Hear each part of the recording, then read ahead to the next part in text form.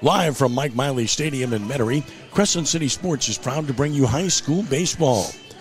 This morning, heading into afternoon, it's Game 2 of a best-of-3 Select Division I quarterfinal series between Alexandria Senior High Trojans and the Archbishop Rummel Raiders.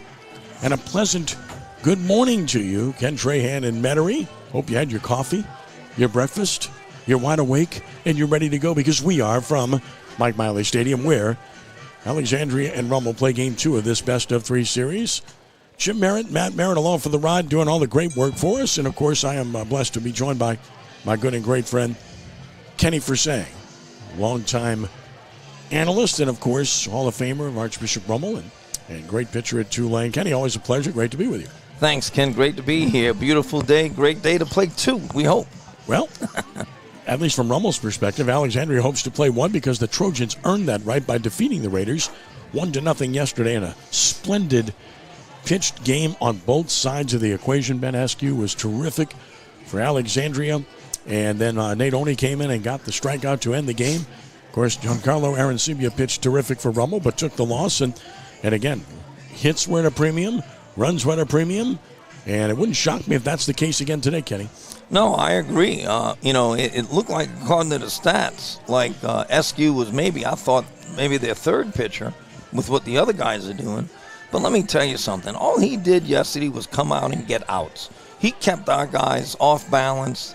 We were whiffing at pitches a foot off the plate, and we never made an adjustment. And, man, all the credit is due to the ASH team and crew, and just did a great job. Yeah, just a really good program under the direction of Greg Briggs, and they proved it. They've played a very tough schedule, and they've earned their way here, and they're not bothered by anything, and they showed that yesterday. Alexandria 20-10. The Trojans will be the home team today by virtue of the way 3-game series are set up. If they go to a Game 3, Rummel would return to being the home team, but Alexandria the home team to bat last in this particular game. Rummel comes in 23-8 after the loss yesterday, and now the Raiders are just going to have to figure out a different approach offensively. You saw it yesterday. It looked like they were jumping at pitches, didn't attempt any kind of bunts or anything of that nature, and really just didn't make good enough consistent contact to be able to affect the defense. No, I mean, without question.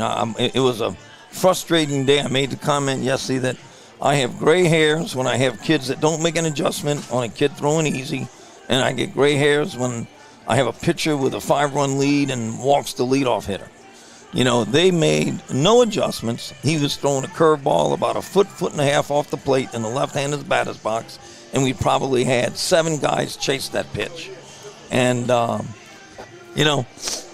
wouldn't surprise me to be another 2-1, 3-2 ball game today with the way we swung the bats yesterday. Well, not just that, but also because you've got 2 good pitchers on the mound in this game. For Archbishop Rummel, it will be Ryan Clavery, who's been outstanding this year, has really been the best number 2 pitcher in the Catholic League this year with what he has accomplished. A left-hander that just is a good pitcher.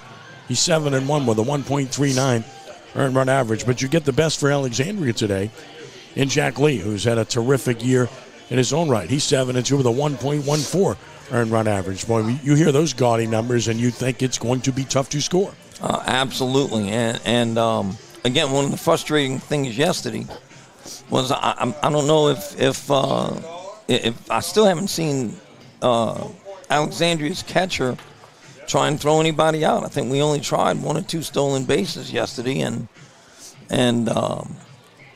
Rummel had 2 stolen bases yesterday, yeah. One by Ramirez, one by Ryan. Right. So I want to see if maybe we can run a little bit today. Well, it's really a nice day for baseball. And again, Rummel must win this game to force a third and deciding game. If Alexandria wins this game, the Trojans are moving on to Sulphur to play in the semifinals at McMurray Park on Thursday at 2 p.m. against the winner of John Curtis Christian and Brother Martin. That series is tied at 1, and they will play this afternoon at Harahan Playground. The weather conditions, well, they're good. The skies are partly sunny. The temperature is 84 warm degrees. Feels like 90. The wind is not really a factor. Southeast at 4, gusting to 8, but really looking at the trees, looking at the flag, nothing to be concerned about where the play would be affected by the weather. And let's take a look at the starting lineups for this contest. First of all, for Archbishop Rummel with a record of 23-8 under the direction of Frank Cazzo, who's won well over 700 games in his illustrious career, including 2 state championships. Leading off and playing left field is Ruben Ramirez. Batting second, the shortstop, Mikey Ryan. Hitting third and right field will be Gavin Kennedy. The cleanup hitter and center fielder is Evan Berg. Batting fifth, the first baseman, Aiden Gennard. Hitting sixth and playing third base will be Gavin Nix. Batting seventh and catching, Lenny Klein. Hitting eighth is the second baseman, Giancarlo Arancibia. Batting ninth, the designated hitter, Ian Smith. Top three of Ramirez, Ryan, and Kennedy. Middle three, Berg, Gennard, and Nix. Bottom three, Klein, Arancibia, and Smith. For the Raiders, Ryan Clavery will be on the mound for the Raiders. For Alexandria Senior High, with the direction of 20-10 under the direction of Greg Briggs. Leading off and playing second base, E.J. Scott. Batting second in left field is Miguel McGowan. Hitting third at third base, Caden Eckstein. The cleanup hitter and catcher is Braden Rayshall. Batting fifth, the first baseman, Grayson Thibodeau. Hitting sixth, the designated hitter is Joseph Bayon. Batting seventh, the shortstop, Jackson Ross. Hitting eighth and playing right field, Matthew Crenshaw. Batting ninth and playing center field is Chase Palmer. Top three, Scott, McGowan, Eckstein. Middle three, Rayshall, Thibodeau, Bayon. Bottom three, Ross, Crenshaw, and Palmer. And on the mound will be Jack Lee. Coaches are meeting at home plate, exchanging lineups. Umpires taking care of business. Good crowd forming on hand here in Metairie. Kenny, how important is it for Rummel to scratch and get off the ground, so to speak, and score early in this game? Well, I think it's going to be tough. I mean, sometimes it's easier to bounce back from getting beat 13-0 than getting beat 1-0. I mean, that just mentally wears and tears on you. And, you spent 7 innings yesterday being frustrated. So it'll be interesting to see how the Raiders respond here. Well, pressure is sometimes real, sometimes it's self-imposed. But when you have a season on the brink, and if you fall behind early, that pressure is going to become real. And that's why I think it's important for Rummel to get off to a good start and erase the doubts they might have about moving on and the doubts they have about scoring, because they're facing, frankly, a better pitcher today, with all due respect to the outstanding work of SQ yesterday. So, of course, Rummel has a very good pitcher in Clavery, and he has done an excellent job all season long. So that's where we're at. And well, the important thing is that, you got to rely on your top 4 or 5 ball players and hitters, and they didn't come through yesterday. And that's the bottom line of what happened. Well, again, it's all about executing at the right time. And the postseason, Rummel was able to make a run to the state championship game a year ago in Sulphur, where you and I were there, and they lost a tough 1-0 game to Jesuit in the championship game. Jesuit eliminated by Catholic last night as the Catholic Bears defeated Jesuit 8-0 to sweep that series 2-0. Texted Kenny Goodlett earlier, congratulated him on a good season, and he said they're really good. Yep, we knew that. Catholic is outstanding. That goes without saying. Acadiana has a 1-game lead on Northwood in their series. On the other side of the bracket, the winner of that series will play Catholic. The winner of this series will play the winner of Brother Martin and John Curtis Christian. That series, as mentioned, is tied 1-1, and they are playing this afternoon at Harahan Playground on the Select Division I side. The Raiders being introduced right now, wearing their road grays. They have the Columbia blue pinstripes, the scarlet red numerals, and the scarlet red caps with the familiar R emblazoned on the cap for the Raiders. And, of course, the Trojans from Central Louisiana, Alexandria Senior High, will be wearing their yellow tops here this afternoon with purple numerals, white pants, and their purple caps from Alexandria Senior High School. This matchup, a good one, and, of course, 2 coaches highly respected who respect each other, too. As, again, the weather is ideal, and Game 2 is set to begin. And like we mentioned, if Alexandria wins the game, they move on to Sulphur. If Rummel wins the game, there will be a Game 3 to follow this one, and we would have that one live here on CrescentCitySports.com as well. So stay tuned. We'll be here for this one. We might be here for a long time, maybe not. Regardless, we're so happy to have you with us here on CrescentCitySports.com, including our great friends in Central Louisiana that are watching today. We always enjoy our visit to Alexandria, to Pineville, and all of central Louisiana. It's a blessing. I was in Marksville just a week and a half ago. Fans are being asked to rise now as it's time to honor the United States of America with the playing of our national anthem after the prayer. Let us remember that we are in the holy presence of God. Strong and faithful God, as we come together for this competition, we ask you to bless these athletes.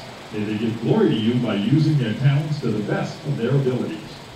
Keep them safe from injury and harm. Instill in them respect for each other and reward them for their perseverance both on and off the field.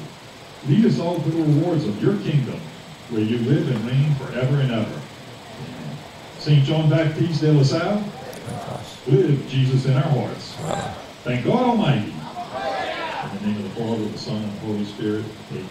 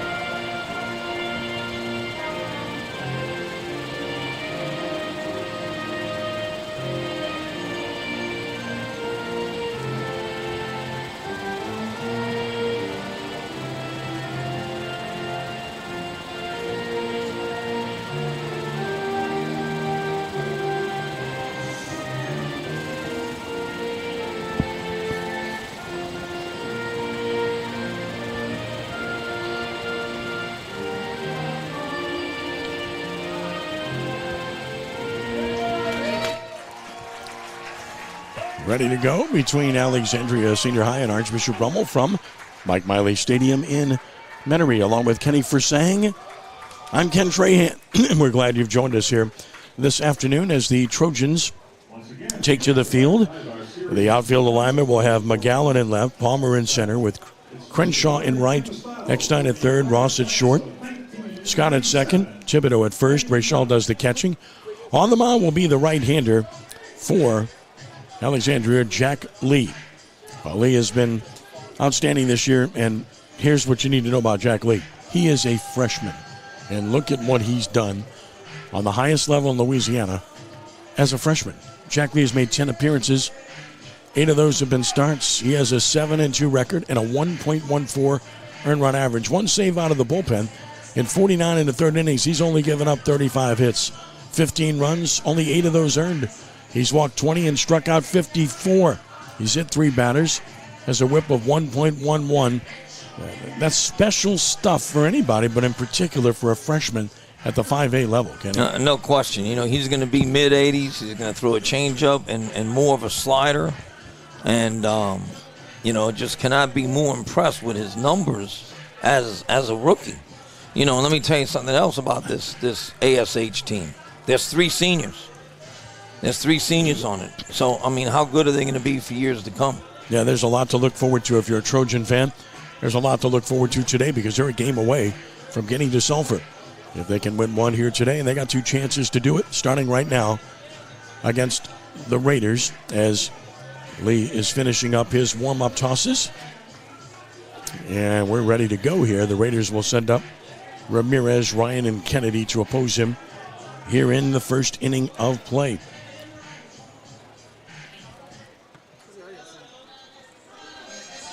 Ruben Ramirez strides toward the plate. Ramirez, the MVP of District 9 5A this season. And a Loyola commit is at .419 with a homer and 14 driven in. Ruben 1 for 3 with a walk and a stolen base in the game yesterday.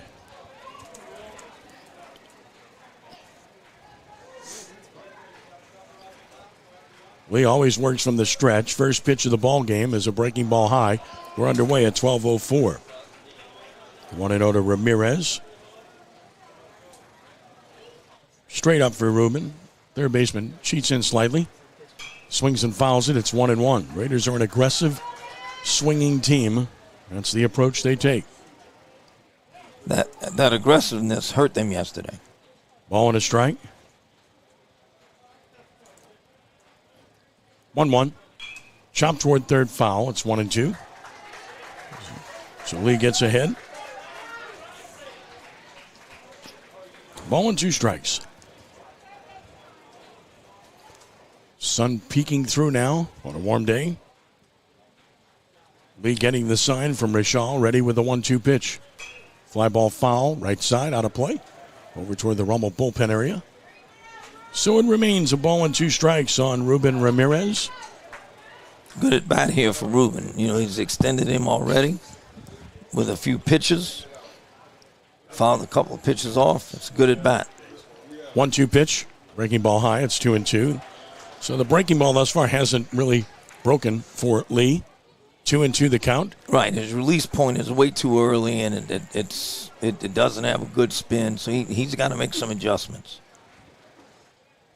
Now the 2-2 pitch. Ramirez took it high, so it's 3-2. What you want your leadoff hitter to do, see pitches, work the count. Ramirez is doing that here. No question. 3 balls and 2 strikes on the leadoff man to the ball game, and he's high, ball 4. So Ramirez draws a leadoff walk. A good start for the Raiders with not good but superb speed aboard, and speed at the plate with Mikey Ryan coming up. LSU commit is at .333, 2 homers and 16 driven in. Was 1 for 3 with the stolen base in the game yesterday. Ramirez at first has 28 steals on the season. From the stretch, Lee throws to first. Holding him on is Thibodeau. Got to believe the Raiders are going to be aggressive here, trying to create after not scoring yesterday. You got to do something. Got to do something, make them make the play. Ramirez not going. Pitch is high. So thus far, Lee's issues are up in the zone. It's 1-0. Up in the zone, that's right. And it started off yesterday like this, where SQ couldn't find a plate in the first inning. Was behind the count on all the hitters. And then got out of it and then settled down and threw great. 1-0, and he's swinging and fouls at third base side. Out in front, it's 1-1. And the Raiders are not in a take mode at all as a team. That's just not their approach. No, they never have been. And that's why Frankie's so successful a lot. Ball and a strike. Ramirez at first to start the game here. Ryan waiting. Throw to first again, and Ruben's back standing up. He hasn't had a big lead yet. No, he has not had a big lead. In fact, in the last inning yesterday, he got on, and he had about a 2-foot lead and still stole a base. There he goes. Pitch is down and out, stolen base. They weren't going to throw him out anyway, so no. Ramirez steals second, and it's 2-1, and he's got 29 on the season. Now, I wouldn't know about this, but how great is it to have the kind of speed you can take a 1-foot lead and still steal a base? 2 balls and a strike. Lou Brock did it all the time. He never took a big lead. No. It was part of his philosophy. Walking or running start. Leading from the runner at second. The 2-1 pitch is high and away. So Lee struggling to get the ball down in the zone. It's 3-1. Good pitch to hit for Ryan. Catcher Rishal to the mound. I said good pitch to hit, but you've got to be selective here. You don't just want to chase when you got a pitcher that's struggling a bit. The rule is, and what I yell to all my hitters on 2-0 and 3-1 is it's got to be perfect. If it's not perfect, we don't have to swing here. He's got to come into you again. So, that's. But again, knowing the Raiders, if it's close to the plate, we're swinging the bat here. Ryan trying to put the Raiders on top. He's driven in 16 on the season. 3 balls and a strike. Ramirez leads from second. The pitch. Swing and a line drive to left at the left fielder. A base hit. Ramirez will have to stop at third. Ryan scalded that one in the left field. Well, that's what we're talking about. 3-1 pitch is a pitch to hit. You swing at it if it's right in the zone. That was right over the plate, and he hammered it to left. That was belt high out over the plate, and he drove it. First and third, nobody out, and a big chance for Rummel with Gavin Kennedy to the plate. Absolutely, and this is exactly what didn't happen yesterday. What happened yesterday was we got the second base in the first inning, hit a line drive to short, and got doubled off to end the inning when it looked like the Raiders could get some runs. Well, here's Kennedy, 286, no homers, 17 driven in. First and third, nobody out. Watch Ryan at first. He's not going. Showed bunt and took a strike. Interesting. It's 0-1. I wonder if that was a fake bunt steal sign. That's what I'm thinking. Yeah. I don't think you're going up there to take in that situation. You want to drive that run in from third. 0-1 the count. Took a look back at the dugout, but now he's in the hole 0-1. Ryan, outstanding speed at first. Ramirez, outstanding speed at third. There goes Ryan. The pitch is outside. No throw, stolen base. So Ryan's at second, and Rummel's running wild early here. Of course, those two guys do that on most everybody. Right, and that's exactly what they got to do today to get straightened out after yesterday's performance. 1-1 the count.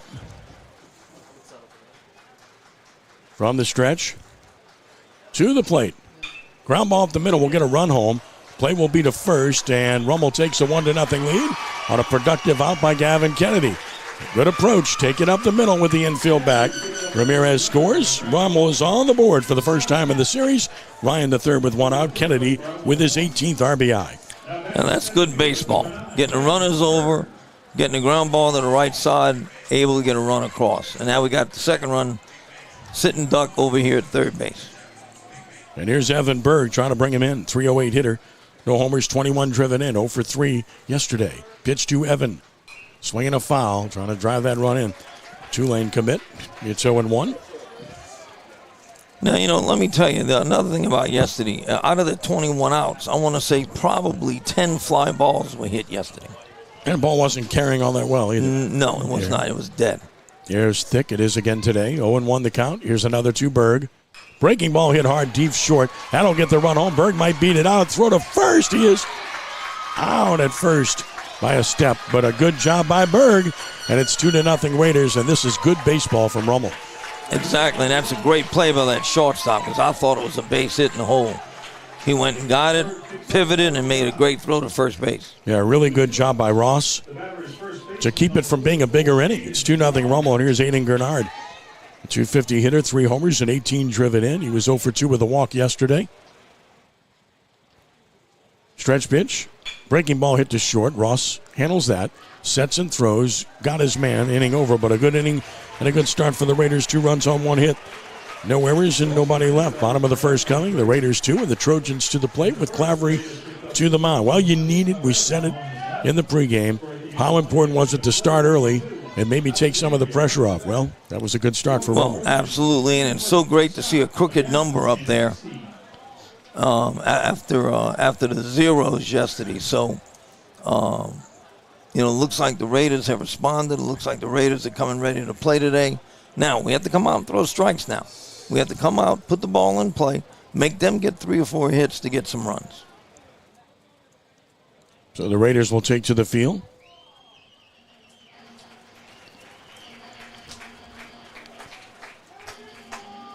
And the Raiders will have Ramirez left, Berg center, Kennedy in right. Nix at third, Ryan at short, Aaron Zebia second, Gernard at first with Klein doing the catching. On the mound is the left-hander, Ryan Clavery. Well, he's just been outstanding this season. 8 appearances, all starts. He's 7-1 with a 1.39 earned run average. The left-hander has gone 40 1/3 innings, allowing just 25 hits, 11 runs, only 8 earned. He's walked 13 and struck out 45. Good ratio. He has hit 7 batters, which tells you he pitches inside. He has a whip of 0.94. That is really impressive. Well, I've seen this kid throw a couple of times and just impresses the heck out of me. And I got to say also, Aaron Zebia yesterday, as the game went on, just got better and better. He hit a couple of stretches where he got 7 straight outs. Then they fake bunted slash for a base hit. Then he got another 6 straight outs. Just bore down and threw a great ball game yesterday, and it's a shame that the Raiders didn't take advantage of that outing that he gave them yesterday. Clavery taking his warm-up tosses. He'll be working 2. Scott, McGowan, and Eckstein here in the first inning. He's fastball, curveball, slider. Fastball, curveball, changeup. He's going to be, I want to say, mid to upper 80s. He'll be low 80s. Right? Low 80s. Yeah, he's a low 80s guy. Yeah. And it's not about the velocity. It's about the ability to mix pitches and location for Ryan, which he's been terrific at this season. Throw strikes. He does, as the numbers indicate. Absolutely. So Clavery finishing up his warm-up tosses. 2-0 Raiders as we head to the bottom of the first inning here. And here in the bottom of the first, it will be E.J. Scott to lead it off, the second baseman. He was important yesterday because he walked twice, and the first time he walked led to their only run of the game in the first inning. Yes. 250 batter, no homers, and 15 driven in. For Scott, they shade him to hit the other way, and the third baseman, Nick, cheats in. Clavery, the sign from Klein, first pitch on the way. Fastball swung on and missed. There's the good location. Outer part of the plate. Ball starting on the middle of the plate and tailing away from the right-hander. If you're a right-handed hitter in this ball game against him, you got to hit the ball to right field. 0-1, breaking ball, strike called. So he shows you two good pitches, pinpoint command of the outside corner. It's 0-2. Fastball on the outside, then he backdoored a curveball. Now you can here's come the inside. 0-2 pitch and outside, 1-2. He went a little bit more outside. Let's see if he chases that. Now you got to set him. You have him set up for anything inside or a breaking pitch here. 1 ball, 2 strikes, and another pitch from Clavery to Scott. And that's way inside and low. It's 2-2. So tried to change the location, but came too far in. Right. 2-2 the count. Now the umpires being called in, and they're going to talk to Clavery, checking his cap. Really? Well, you What is that? You can't go out there with the Vaseline on the bill, you know. Why not have any Vaseline? I mean, what is that all about? I mean, is somebody on the other side asking him to check that? I mean, the mind games are being played already? Because we're in the first inning of the first hitter. He goes to his bill every pitch. That's just a habit. It's a habit. There's nothing on it, obviously, and they discern that quickly. Here's the 2-2 pitch. Breaking ball swung on and missed. He struck out Scott for out number 1. Check the cap again, I guess. The batter will be Miguel McGowan. Well, I haven't seen that this year. That's why I comment on it. One way or the other. It's all good. McGowan, good player. 363, no homers, 18 driven in. 0 for 3 yesterday. Left-hander brings the first one.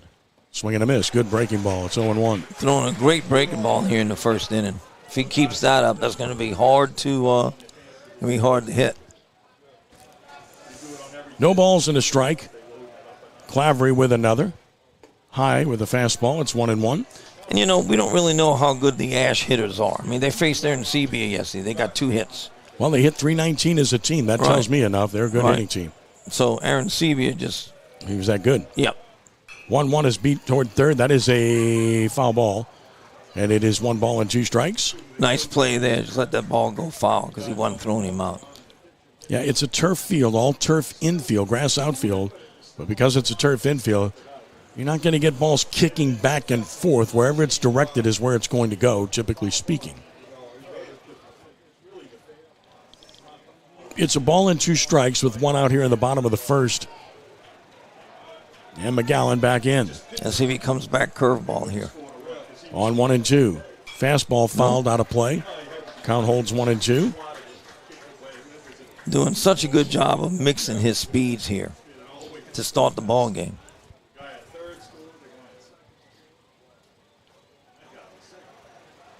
Clavery getting the sign. Kicks and deals.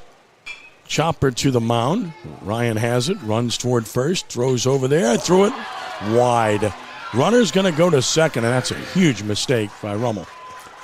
I mean, an easy play to the mound. He took a little time and then kind of threw it low, and Gennard couldn't handle it. So a big error puts a runner in scoring position with 1 out. I don't know when that started, about pitchers running over to first base and trying to make a throw. Just balance yourself and make the throw. There's no easier play for you. Well, I made a great pitch, got an easy play, and instead you got a runner in scoring position with 1 out. And here's Caden Eckstein, who had the big RBI double, which proved to be a game winner yesterday. He's hitting 361, and he has 31 driven in to lead the team. Now, I'll tell you what happened yesterday. Aaron Sebia threw him a fastball out over the outside part of the plate, and he one-hopped the wall in left center field. Eckstein waits. Pitch on the way. Breaking ball away. Lefty-lefty matchup. It's 1-0. The next few at-bats, Aaron Sebia didn't throw a pitch off the inside corner and kind of handcuffed him the rest of the game. 1 ball and no strikes. Eckstein waits. Clavery pitches. Swinging a foul back at a high fastball. Count is even at 1-1. A 2-base error gives Alexandria a chance here in the bottom of the first inning with 1 out. Comeback curveball here, lefty on lefty. Let's see what he can do if he can handle that. And throw the one that breaks over the plate, not away. Eckstein waiting. Clavery taking his time will stretch. With the 1-1 pitch. Breaking ball in the dirt way outside. Blocked by Klein. It's 2-1.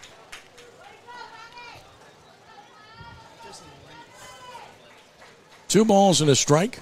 Good crowd watching here in Metairie. Hope Clavery doesn't let that error bother him. Forget about it. Go back to pitching. On 2-1. Here it is. That is a fastball away. So now he's 3-1. Now you got first base open. Good hitter, the one that beat you yesterday. I'd go curveball here, 3-1, trying to not give in to him. Eckstein, their leader in RBI. Top in hitting as well. Second on the team in batting average. Steps out. Clavery noticeably slowed down with a runner on base. And now Eckstein back in. Ryan will stretch with the 3-1 way outside, so a walk. Looked like I don't want to say that he pitched around him, but he was very careful with him. And it's 2-1 out, and here's Ray Shaw. Yeah, set up the double play possibility. Right. Maybe trying to make him chase, but, trying to live on that outside corner. That's what he took yesterday and turns out to be the winning run. Ray Shaw to the plate. The catcher is at 3-0-1 with a home run and 19 driven in. This young man did a great job behind the plate yesterday. He had to block 20 balls. Just did a great job for the Trojans yesterday, keeping the Rummel base runners where they were. You want your catcher to be a backstop. He was that. Runners lead first and second with 1 out. The pitch from Ryan. Fastball high. So now scuffling a bit with his command. Again, the error seems to have maybe unnerved him a little bit. It's 1-0. Yes, this is true. And it's not just an error. It's your error, and that's a little different than a teammate's error. 1-0 the count. Stretch and the pitch. That is a strike with a fastball. Michal taking. It's 1-1. So because of that error, you should have had two outs, nobody on. Quick outs. Yeah. So instead now, you're struggling because it got between your ears. You have to put it behind you and regain your composure. 1-1 the count. And another on the way. And that's right down the middle. Strike called. It's 1-2. The other part of that is pitch count. It's elevated substantially because of that. 1-2 the count. Oh, no question. Rachel stepped out, gets back in right side with a count of 1-2. Klein gives the sign. Check of the runners. 1-2 pitch. Swing and a miss. Just threw him a really good breaking ball. Good curveball. Struck him out. Second strikeout of the inning for both outs. So now 2 on, 2 outs, and here's Grayson Thibodeau.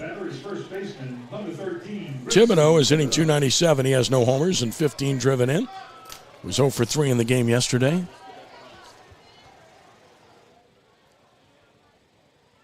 Right-handed swinger. Big man.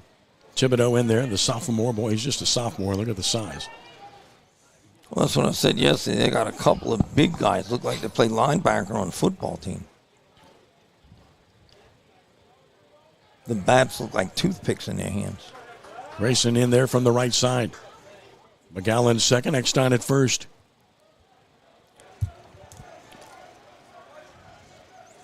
Stretch. Pitch. Way inside and low. Nice play by Klein. 1-0. Yes, he did a great job last night, too. I mean, both catchers are outstanding. Key there is shifting the weight to be in front of the ball. He made the pick clean, but even if he doesn't, he's blocking it. Correct. 1-0 the count.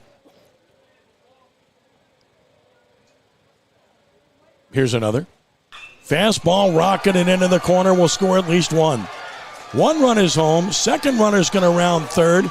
Here comes the throw. He's going to score. We're tied at 2 on a 2-run double by Grayson Thibodeau. So an error and a walk, and you pay handsomely for it. Make mistakes against a good team, you pay a hefty price. Frustrating. Well, not for Alexandria. Look, this is a neutral broadcast here. Right, okay, right. So Thibodeau doubles home 2, and it is a tie game at 2-2. Terrific job by Thibodeau to turn on that pitch. Great. Great job of hitting there. Hit a rocket down the third baseline and scored both runners. Now Alexandria with a chance to take the lead. Here's Joseph Bayonne, the DH, at 268, a homer, and 16 RBI. And he takes a strike. It's 0-1.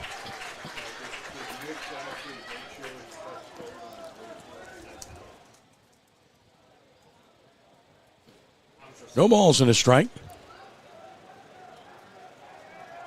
Another on the way. Breaking ball missed outside. It's 1-1. Trying to backdoor that one. Just didn't get a good break on it.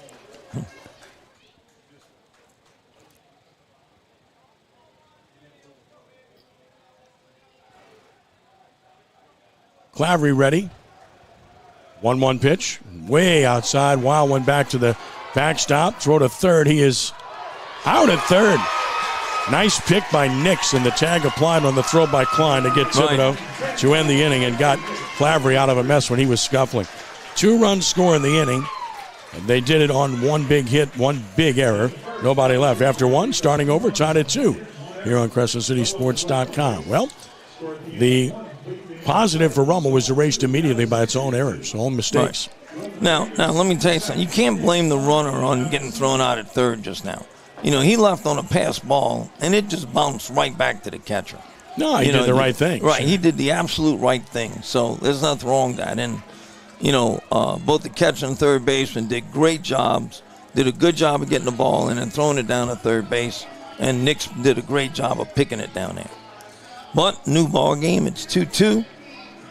And, like I said, you got to make your plays. You can't walk people.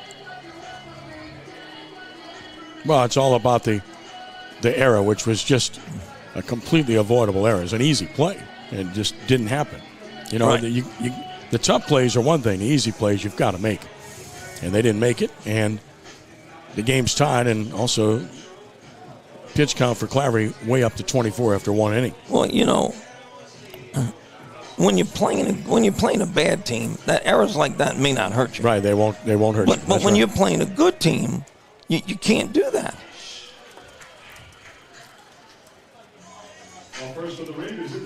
So tied at 2. Here's Gavin Nix to lead it off.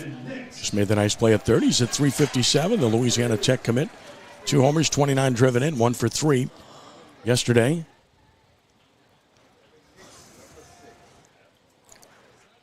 Pitch, down and out. Pitch number 19 for Lee.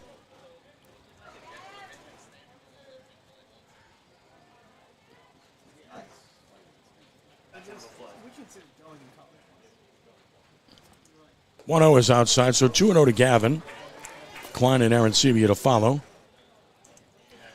Now, if you're ASH, you just got back in a ball game. You cannot walk the leadoff hitter. You got to make him put the ball in play here. 2-0. That is a strike call. Good fastball, 2-1. They play Gavin straight away. And a hamstring injury late in the season, which sidelined him for several games, but he's back now. Important part of this team. Here's the 2-1 pitch. That's high and away. So it's 3 balls and a strike. Still struggling with throwing the ball up. Yeah, everything when he's missing is up. He was right. Walked Ramirez, was 3-1 to Ryan when he gave up the single, and he's 3-1 here to Nix. And here it comes. Fastball swung on and missed. That was down the middle, and Nix does not connect, and it's full 3-2. Good pitch, good swing, though. I mean, you just missed it. It's okay. So full 3-2. Payoff pitch. Ball 4. So he's on with a leadoff walk. Nix trots to first. Second straight inning. Lee has walked the leadoff man. That's inviting trouble. And now Lenny Klein, a .254 batter, 5 homers and 17 driven in for the Raider catcher. Makes his way in. The junior, 2-year starter now. Well, it's important to have a catcher, experienced catcher, and they've got one that's a 2-year starter with another year left. No question, and he does a great job behind the plate. Pretty good lead for Nix, not going. Breaking ball strike, it's 0-1. Good over-the-top breaking ball. That's the first one he's been able to break off successfully. Right. Good pitch, good leadoff pitch right there. No balls and a strike.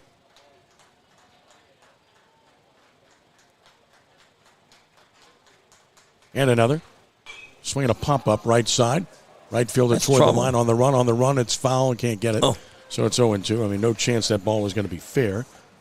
Great effort by that right fielder. He was in an all-out sprint. Crenshaw going after it. He was obviously playing straight up, so had to go a ways to get it. 0-2 the count.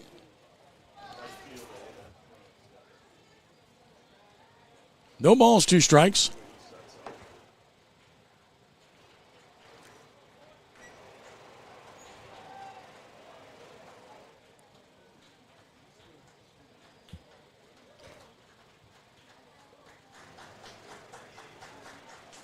And a swing and a foul.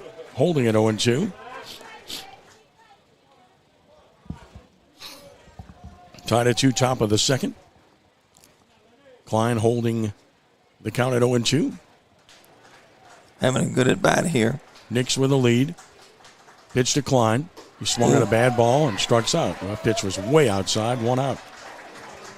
Well, we haven't seen Alexandria go after any pitches out of the zone, and that's, we say it all the time, hitters most often get themselves out. That was a perfect example. Right. Here's Giancarlo Arancibia, a .245 hitter with a homer and 10 driven in. That pitch was a foot and a half out the zone, and he chased it. There is a strike called. It's 0-1. Went inside, great pitch. No balls and a strike.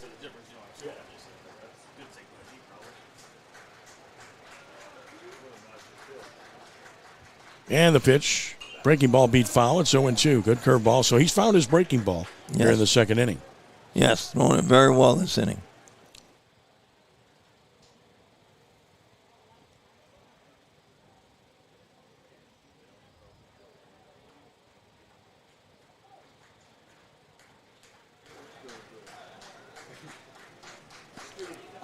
Misses away, laid off. It's 1-2. That's the same pitch. 1-2 the count.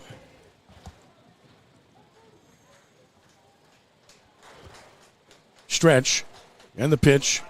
Rolls it foul to stay alive.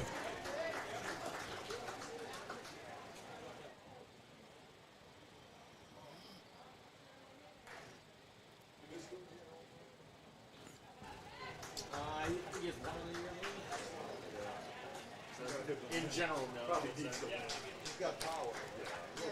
1-2 the count, and another. And he takes strike 3. So 2 straight strikeouts and 2 outs. And now Ian Smith. Smith was 0 for 3 yesterday. Well, swung at a bad ball in the previous at-bat and takes strike 3 here. Not a good equation for Rummel. Here's Smith, the designated hitter at .250. No homers, no RBI. Down and in, ball 1. A little bit surprised that they haven't tried to start the runner. Got on with nobody out. That was my question all last night. He's 8 for 8 in stolen bases on the season. Now, he did have a hamstring injury late in the season. 1-0 the count. Not going. Pitch is in the dirt. Now he'll get to second on a wild pitch. So you do have a runner in scoring position and a 2-0 count on Smith. That's only the first or second ball that got by the catcher. He's been outstanding back there. Not much you can do with that one. No, when it's 58 feet. Hitting about 3 or 4 feet in front of home plate. 2-0 the count. And the pitch on the way. Swinging a fly ball to center should end the inning. Coasting under it, the center fielder Palmer. He's got it, and the inning is over. Leadoff walk, nothing else happening. A runner stranded, bottom of the second coming. Tied at 2 here on Crescent City Sports. Well, you get a leadoff walk. Got to do something with it. Weren't able to do so. No, and that inning was reminiscent of last night with strikeouts, chasing bad pitches, getting called out, and then hitting lazy fly balls to the outfielder. I want to say maybe the center fielder last night had 7 putouts, and you've got to become better hitters than that.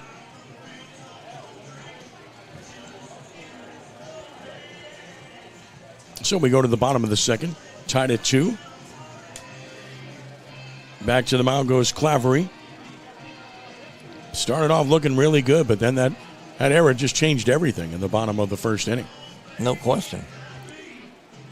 As we move along, we remind you that high school baseball and Crescent City Sports is brought to you by the Lamarck Motor Company in Kenner. Lamarck Ford, the #1 Ford dealer in the Metro New Orleans market, must be a reason. Clavery had 24 pitches in the first inning. That's a high total. He needs to find a way to rein that back in here in the second. He'll be dealing with Bayonne, Ross, and Crenshaw here in the second.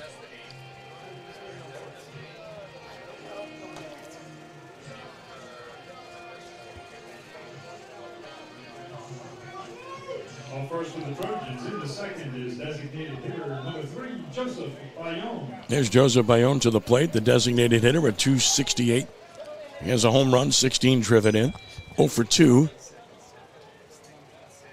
in the series. First pitch is on the way.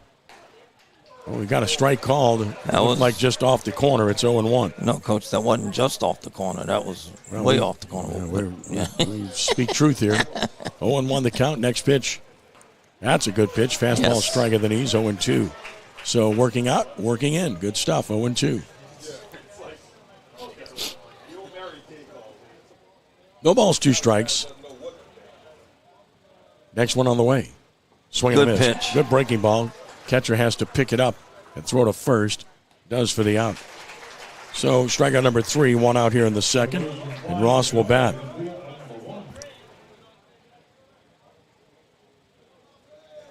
Now batting shortstop number 1, Jackson Ross. Here's Ross.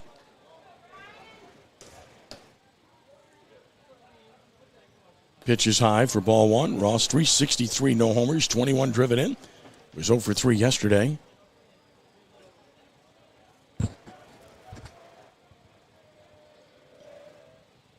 And high again. So 2 balls and no strikes.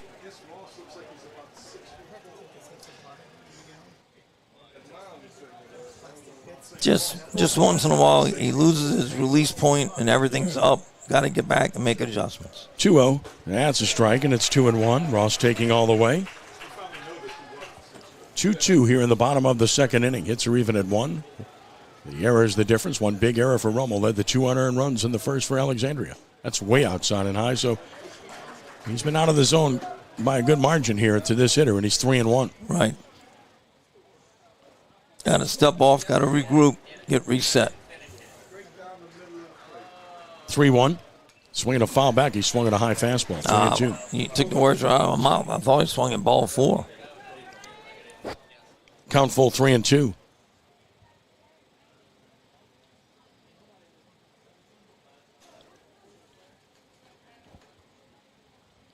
So full at 3-2. And Clavery kicks and deals the payoff pitch. Breaking ball beat on the ground is short. Ryan has to come get it. Collects it, throws it. And the tag made by Gennard for out number 2. That's not an easy play. No. On the run. Ryan handled it well. The transfer there. Throw a little wide, but a good job by Gennard. 2 gone. Yeah.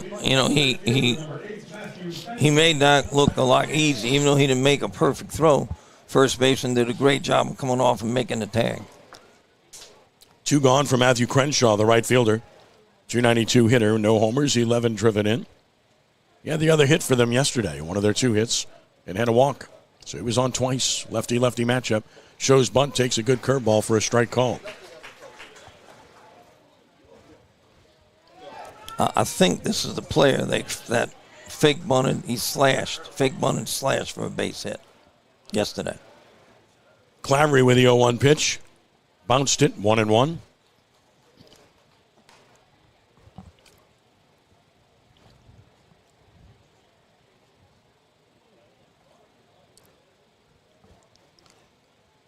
Now the 1-1.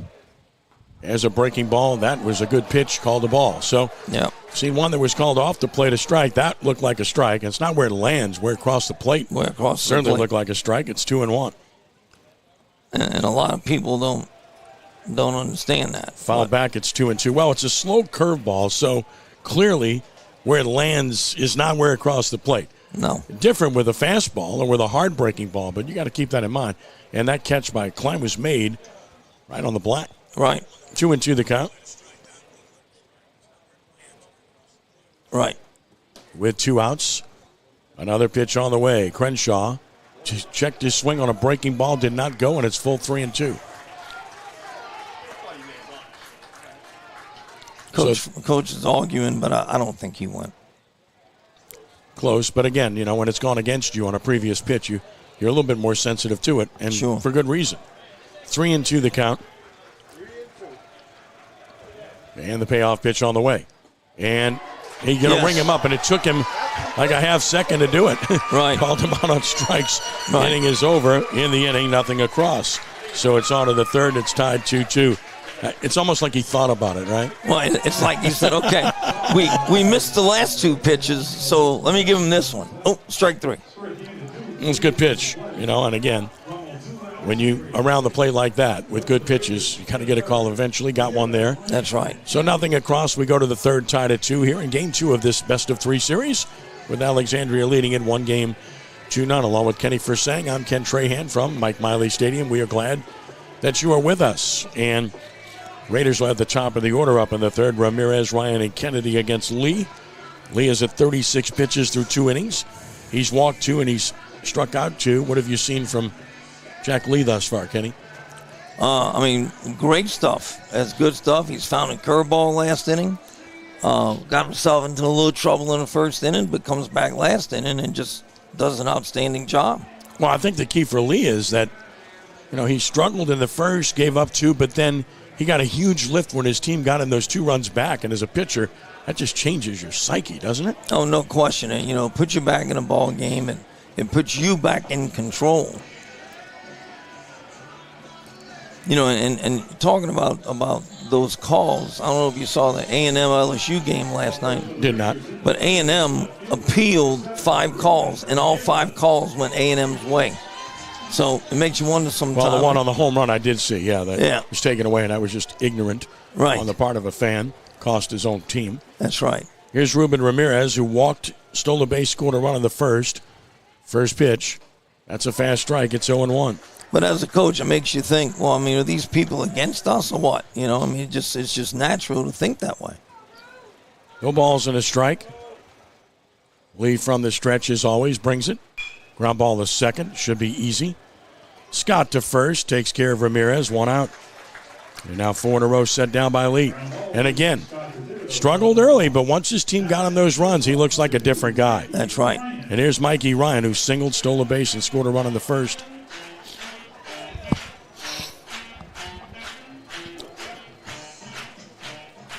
Here's Ryan. First pitch. Got the strike over the outside corner at the knees. There's a borderline pitch that goes the way of the pitcher. 0-1.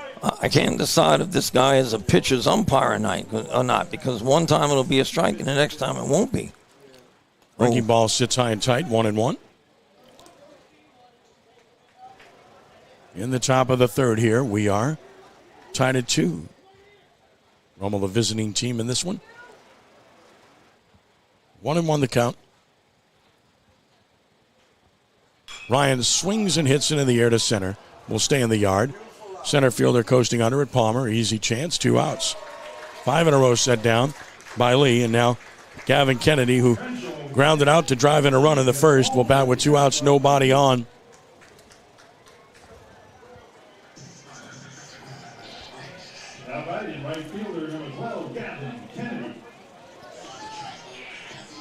Here's Gavin.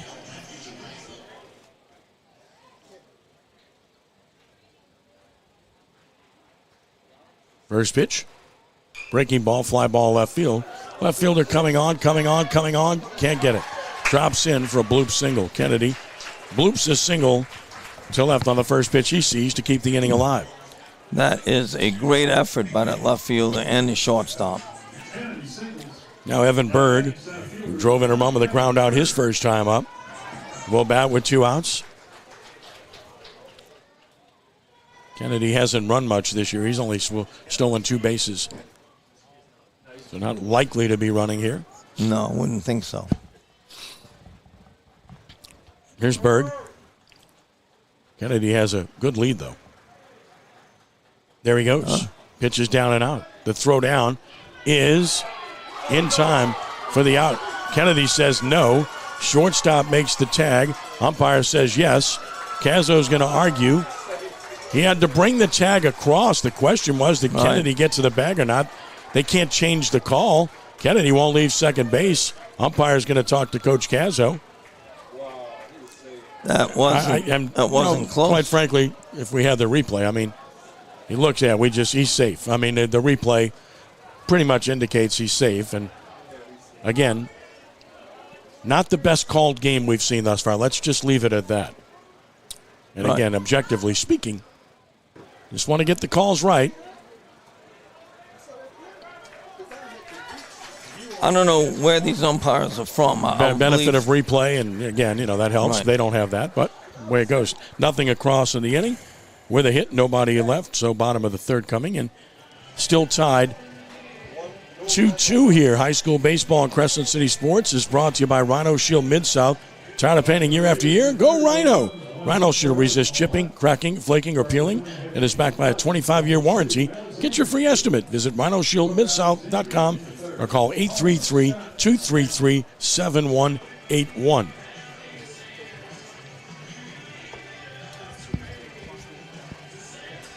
Things not going the way of the Raiders, at least at this point, Kenny. No, not at all. And now you just start questioning. You don't say anything out loud, but you start questioning yourself. Goodness gracious, how many other things are going to not fall into place for us here? And sometimes it just means, you got to catch a break sometime and turn things around. But ASH is doing a great job. Yeah, that was just a 7-pitch inning as well for Lee.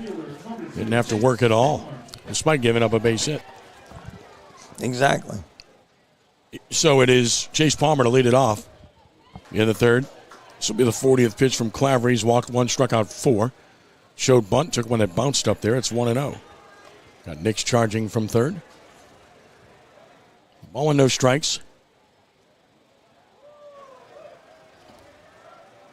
Here's the 1-0. Shows bunt again and takes another ball. So it's 2-0. Turn the lineup over from here. Top of your order to follow. And I don't really think he's bunting. I think he's just taking a strike. Yeah. 2 balls, no strikes. Another fastball strike. It's 2-1. Now, you fake bunted twice, and they threw balls. So then you don't fake bunt, and he throws a strike. I don't know. 2-1. Shows bunt. He is bunting. He pops it foul. Diving catch by Klein. What a play by Lenny Klein. That's terrific. Goodness gracious. Great play. Great hustle.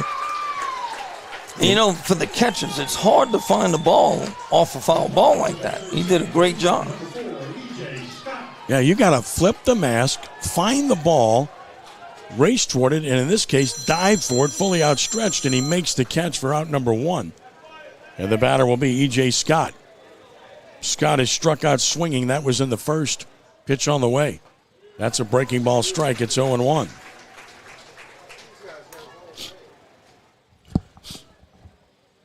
No balls and a strike. Another on the way. Breaking ball strike, so 2 in a row. Quickly 0-2. He needs a 10-pitch inning here. 0-2 pitch. Fastball swing and a miss. Struck him out for out number 2. Strikeout number 5 for Ryan.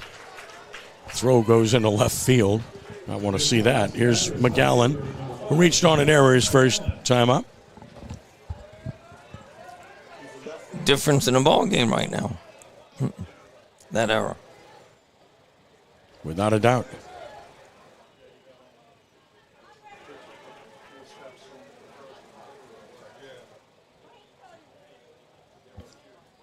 Here's McGowan. Reached on that error and scored. And he swings and pops it up. So it should be a fast inning for Clavery, which he wanted. Right fielder there, and Kennedy makes the catch. A 1-2-3 inning for Ryan Clavery in the third. We go to the fourth. And we are tied 2-2 here at Mike Miley Stadium. Well, that's exactly what Claver needed, Kenny. No question. What was that, an 8 or 9 pitch inning? An 8-pitch inning. 8 pitch, absolutely needed that. You know, we ran into the same thing last night. We're in Sebia, where, you know, we didn't know if he was going to reach the 115 limit at the right time or not, but he had a couple of quick pitch innings and got out of it and was able to keep pitching and pitch the gem. Yeah. So, you know, same thing here. You know, let's go get a couple of quick innings and save some pitches. And it's the same thing with Lee. I mean, he's been very, very efficient with his pitches. Yep. So we go to the 4th inning. It's 2 runs, 2 hits, 1 error, 1 left for Rummel. 2 runs, 1 hit, no errors, and nobody left for Alexandria. So the Trojans have taken advantage of their opportunity in this one. Back to the mound goes Jack Lee at 43 pitches through 3 innings. He's walked 2 and he struck out 2. And here in the 4th, he'll be working to Berg, Gennard, and Nix. Berg was up there when Kennedy was called out on a close play at second to end the last half inning on a steal attempt. It's pretty clear that Rummel's decided it wants to run. 2 stolen bases in the game and 1 caught stealing, which was extremely close. Well, I think they got caught last night. I don't want to say being nonchalant, but just kept waiting for that big inning when all the bats were going to explode, and they never did. Here's Berg. Drove in a run, grounding out to short in the 1st.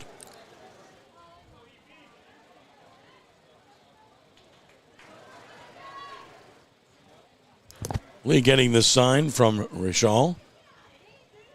With his 44th pitch of the game, a pop foul back and out of play. It's 0-1. First pitch swinging at a pitch that was in a little bit. Again, the aggressive approach. Always is. No balls and a strike. Nothing wrong with it. That's what they're known for.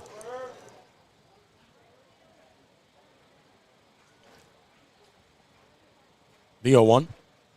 That's down. Count is even at 1-1 on Evan. People would be shocked if Rummel ever came out and took pitches and started bunting and sacrificing. That's just never has been Rummel's philosophy. Here's the 1-1 pitch on the way. Breaking ball beat on the ground to 3rd. Fielding at Eckstein. Throw across is just in time for the out. Berg retired on a ground ball. 1 gone. Nice play right there. And now Aiden Gennard, who grounded to short to end the 1st inning on the first pitch he saw.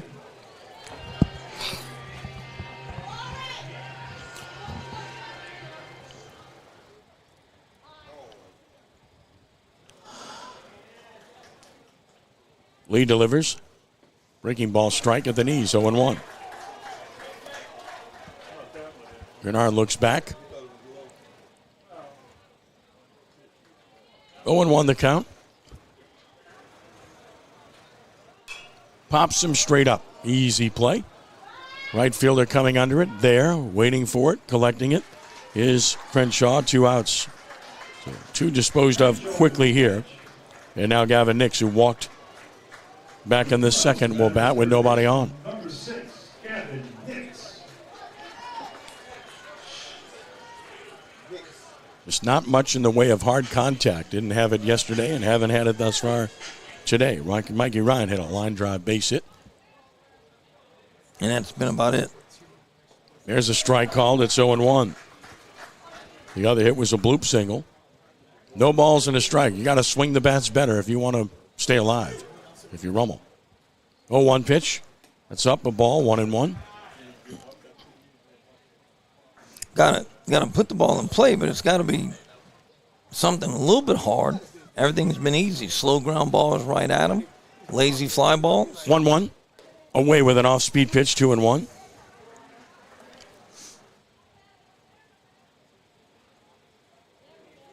Shortstop Ross made an excellent play earlier in the game on Berg. Here's the 2-1. That's high, so it's 3-1 to Gavin. He's committed to Louisiana Tech. 3 balls and a strike.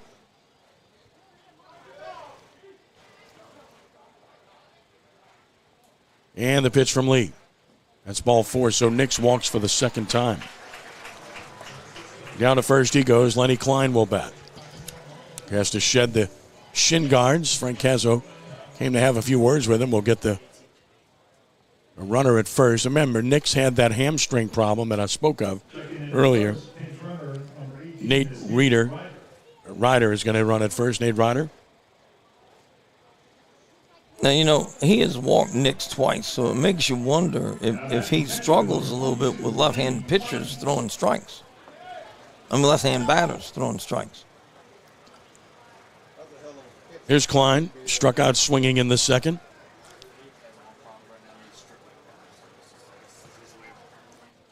Throw to first. Runner back.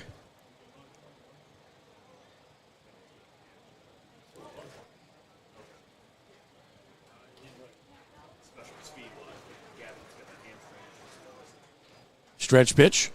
Foul back. He had a pitch to hit out over the plate, and he went after that first one as they so often do. It's 0-1. Right, just fouled it straight back. Was right on it. Tied at 2, top of the fourth. Runner first, 2 outs.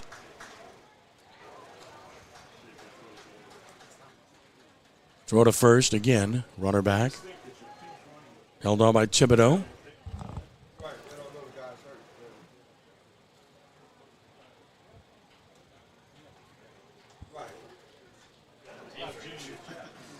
Klein waiting for the 0-1. Here it is. That's high. Oh, he called it a strike. Oh, no. Call that a high strike. Wow. I'm not sure what the zone is. It's 0-2. Okay. That pitch was letters at best, right? 0-2 the count. Okay. As a hitter, you're just not sure what to do. Right. Other than swing the bat. 0-2 the count. Right. Time called by Klein. Good move on his part after that.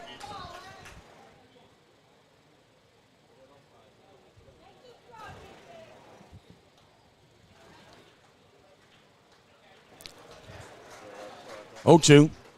Outside. That's the same pitch he struck him out on earlier. Right. This time he laid off. It's 1-2. Fool me once, you won't fool me twice, so to speak. Exactly. 1-2 the count.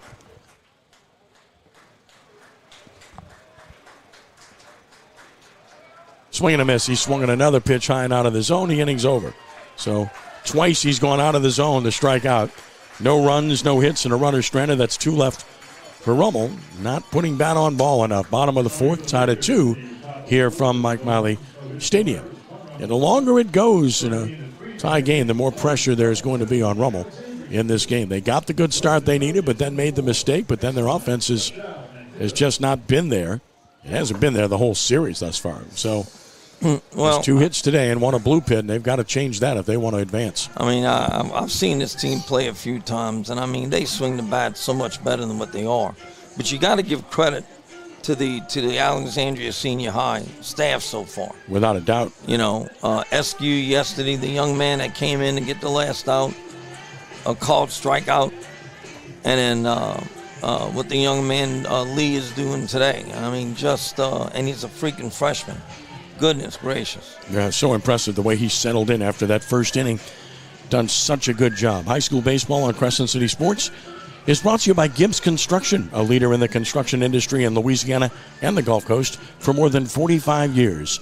Transforming dreams, visions, and plans into reality. Gibbs Construction.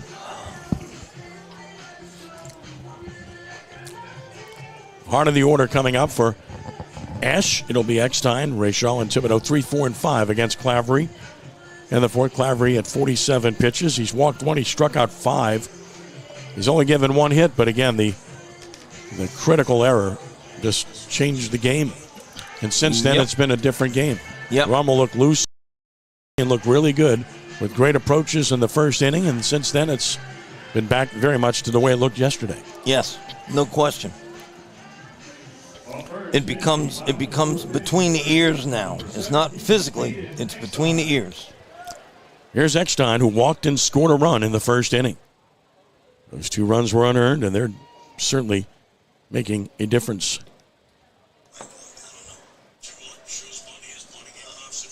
So the first pitch on the way from Clavery. Fastball strike called. It's 0-1.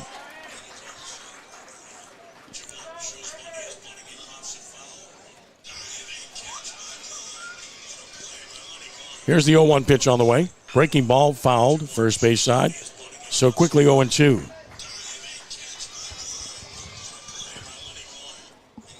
No balls and 2 strikes.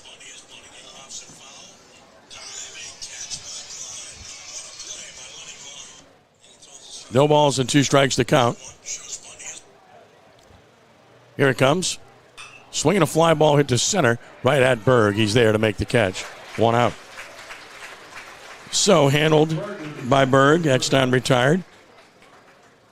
7 in a row set down by Clavery, who now faces Rachal, who struck out swinging in the first.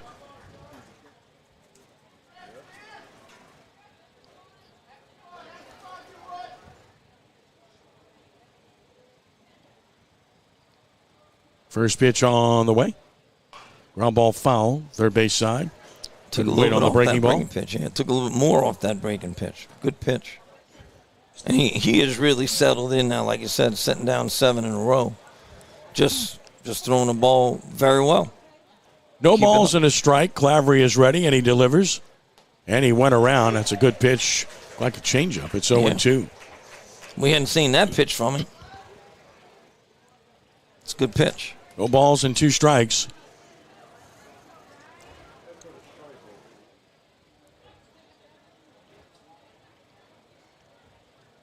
And the 0-2 pitch on the way. Just got a piece and beats it foul at the plate. On a breaking ball, Rachal stays alive. And remember, Alexandria won a game yesterday with just 2 hits. Yep. They've got 1 hit today, and they've got 2 runs. Yep. That foul ball went off the inside ankle of him, too, so I know that had to hurt. And another 0-2 pitch. Fly ball, right center field. Berg coasting under it. He's there. He's got it.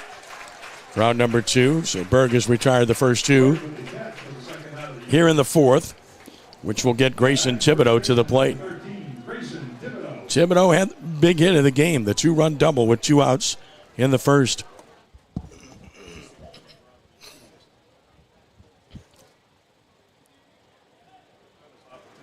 Here's Thibodeau.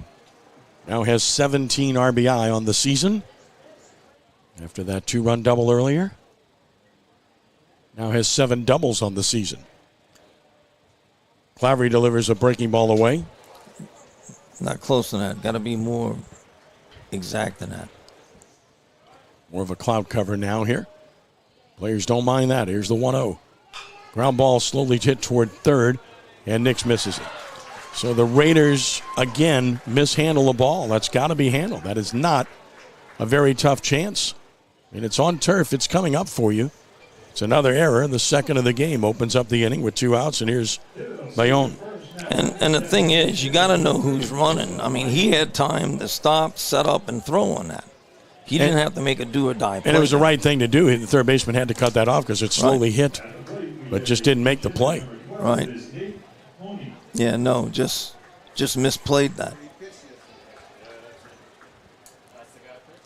So runner at first, 2 outs. Thibodeau.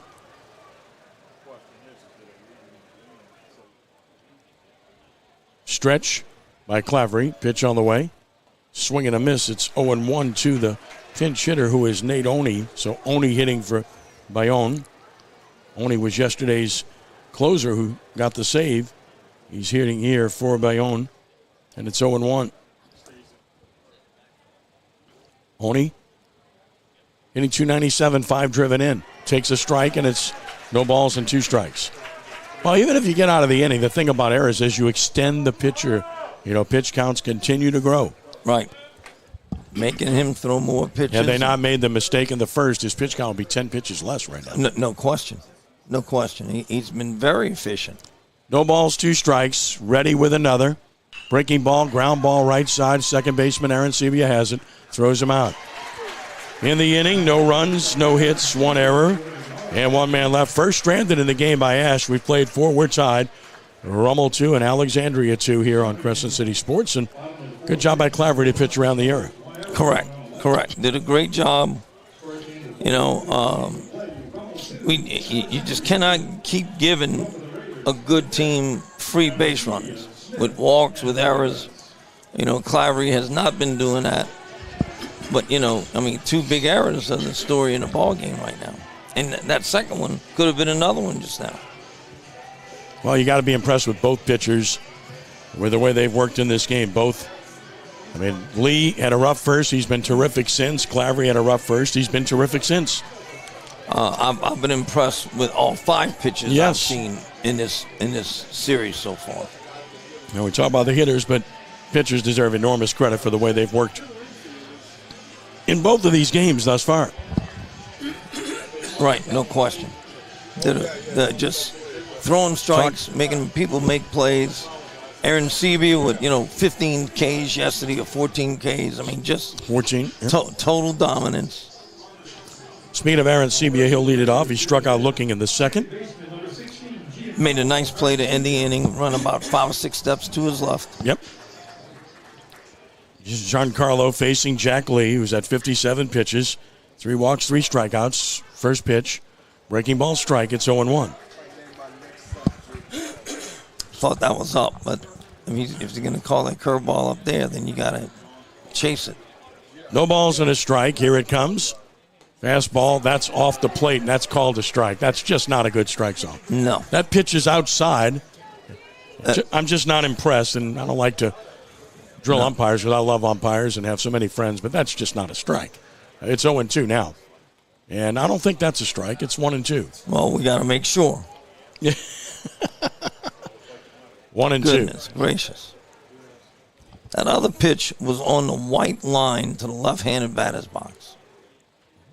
You just take the bat out of the hands of the hitter and makes him Correct. think he's got to swing at pretty much anything. Here's the 1-2.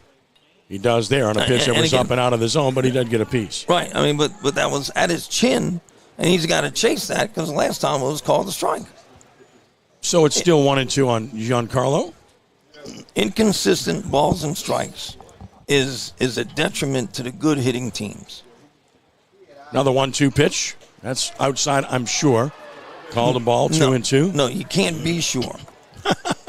Can't say that right now. 2 balls and 2 strikes. Aaron Sebia leading off the 5th of a tie game, 2-2. Here it comes. And he struck him out looking. I mean, that's a good pitch. Yeah. And that's twice he's taken strike 3. So, 1 out. Strikeout number 4 for Lee. I mean, that's a fastball with 2 strikes in a perfect place. Nothing more to say. No question. I mean, the only thing I can say is maybe he got caught guessing. Maybe he was looking curveball. You don't know. Here's Smith, who flew out to center in the 2nd inning. Pitch from Lee. That's high.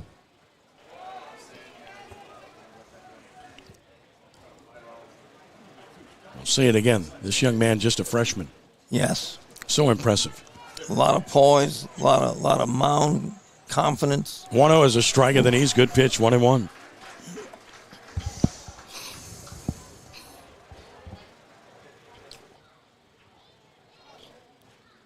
Here's the 1-1. High, 2-1. Both teams with 2 runs in the first inning. And we're still not at 2-2 here in the top of the 5th. 2 balls and a strike. Here it comes. Popped him straight up. Foul territory. First baseman pitcher come over and out of room. Count is even at 2-2. Raiders have really used a lot of guys in this 9-hole this year. They've tried 3-4 different guys. Smith, a good future. He's a good infielder. Well, you got to mix up your lineup if somebody's not doing their job. And well, this young man's just a freshman, and he's got a great future. 2-2 the count. Ian waiting. Lee with the 2-2, and he struck him out swinging, so he's fanned 2 in a row. He's actually struck out 3 Raiders in a row now, and he's rolling. So 2 gone, and Ramirez bats with nobody on 2 outs. He's walked, stolen a base, scored a run, and he's grounded out. Well, just like Clavery, Lee has settled in, and he's really throwing the ball very well right now.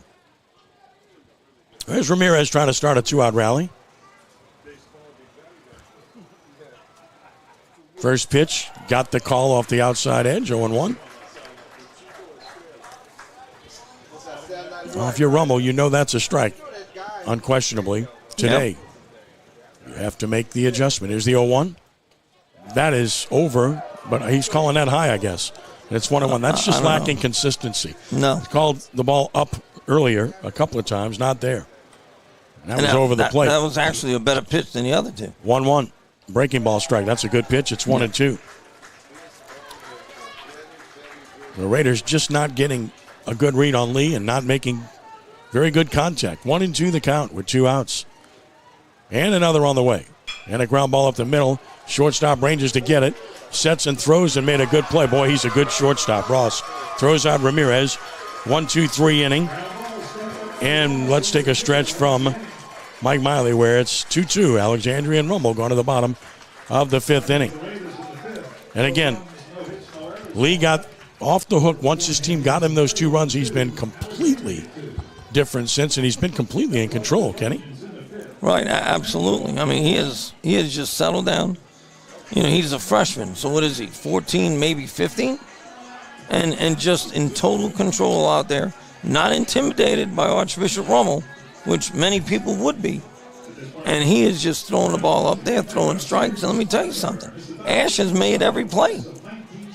So, I mean, they have obviously come here to play, and you know, if they keep playing like this, they're going to be going to the semis next weekend. Certainly the upper hand. They've erased a 2-run deficit quickly. They have a 1-game lead, and they bat last, and they're tied 2-2 in the bottom of the 5th here. And Clavery has to continue to be excellent for the Raiders, which he has been. He's allowed just 2 unearned runs. Yep.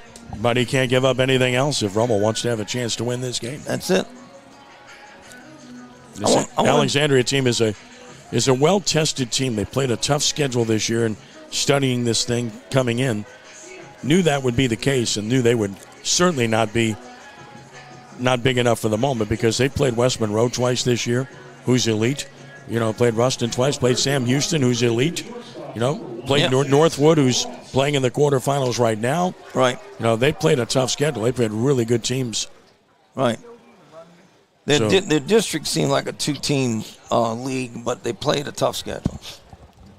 So here is Jackson Ross to lead off the bottom of the 5th. Shows bunt, bunts it foul. Grounded out to short his first time. He's pitched 60 in the game for Clavery. Yeah, but he's doing much better last couple of innings. No balls and a strike. Next one is on the way. Shows bunt again, and he bunts it in front of the plate. Klein to first, low throw, and picked by Gennard. Out number 1. Boy, saved another error there. Gennard made that look easy, and it isn't. I mean, had plenty of time on that. 1 out for Matthew Crenshaw. Struck out looking in the 2nd.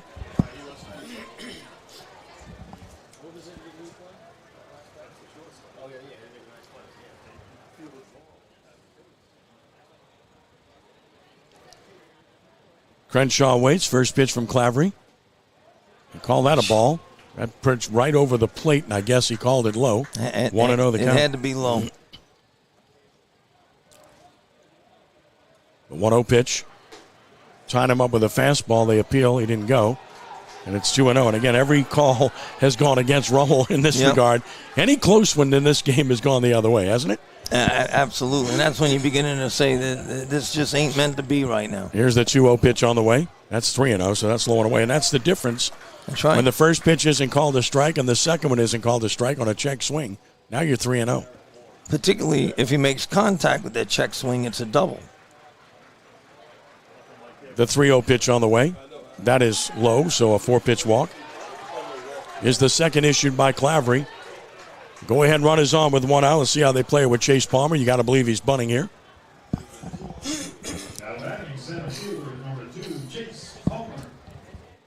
In a game where 1 run will probably win it, you got to think about. You want to advance a 9-hole hitter, although he's a 340 hitter. Remember, he bunted his first time, popped out to the catcher. Not bunting, and takes a strike. Maybe because he bunted to the catcher his first time, they don't bunt him here. It's 0-1. And you know that plays mind games on a coach now, who probably should be bunting right now. But do I want to bunt him again if he didn't do his job last time? 0-1, breaking ball, strike called, delayed steal, and the throw is high, and he's safe. So a great job of base running by Crenshaw. They caught him napping with the delayed steal. and get the runner into scoring position. No need to bunt. Right. And so I'm very impressed with Alexandria. This is a good, fundamentally sound baseball team. They do it all. They're capable of doing it all. Coach Briggs has done a great job with this bunch. And I know he's famous for his years at Live Oak, too. So a runner in scoring position, 0-2 the count. The pitch on the way to Palmer, and a swing and a fly ball to center field for Berg. Easy chance to make the catch. 2 outs. Runner holds second. Now the top of the order, E.J. Scott. Well, Clavery's struck him out twice.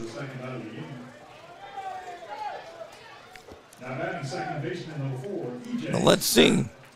Their big players are coming up to the plate now with a guy in scoring position. Let's see if they respond. Visit to the mound. They're going to, infielders talk it over about what to do if the runner decides to take off for any reason from second, among other things. Well, unless they saw a pretty girl in the stands, they went and commented to each other about. That could have been a possibility.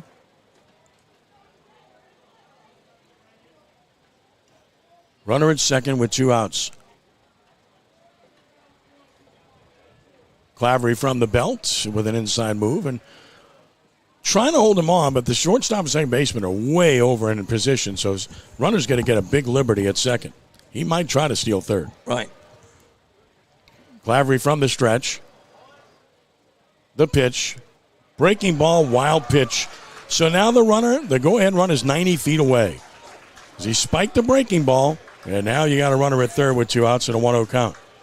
I couldn't really see. I thought it hit the batter, but nobody reacted that way. No, it did not. Yeah. Want to know the count? So now makes you think twice about throwing a breaking ball. And the hitter knows that. Want to know the count to Scott. He's driven in 15.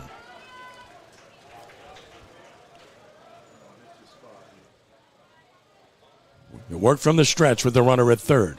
1-0 pitch. High, 2-0. Tied at 2, bottom of the 5th. Trojans have the go-ahead run at third.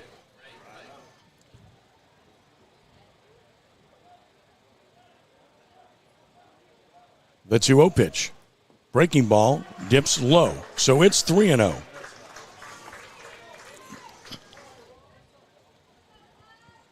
Now, I wanted to. They're going to put him on. Coach Cazzo says just put him on. Right. And Frank will go to the mound. And, of course, what's going to happen here is they're putting Scott on, and he's going to take off for second. So Rummel's going to have to make a decision about whether they want to throw through or not with a runner at third. Because you got to believe Scott's going to run. And Coach Cazzo's visiting the mound. They put him on to pitch to McGowan, the left fielder who's reached on an error, scored a run, and he's flied to right. So a long visit at the mound. I'm sure that's a lot of what they're discussing here, is if Scott takes off and what to do. E.J. Scott is 13 for 14 in stolen bases. I think that's exactly what's going on here, and I think it's a great move putting him on. Because if you throw a strike 3-1, now you got your leadoff hitter with a 3-1 count who's going to get a good pitch.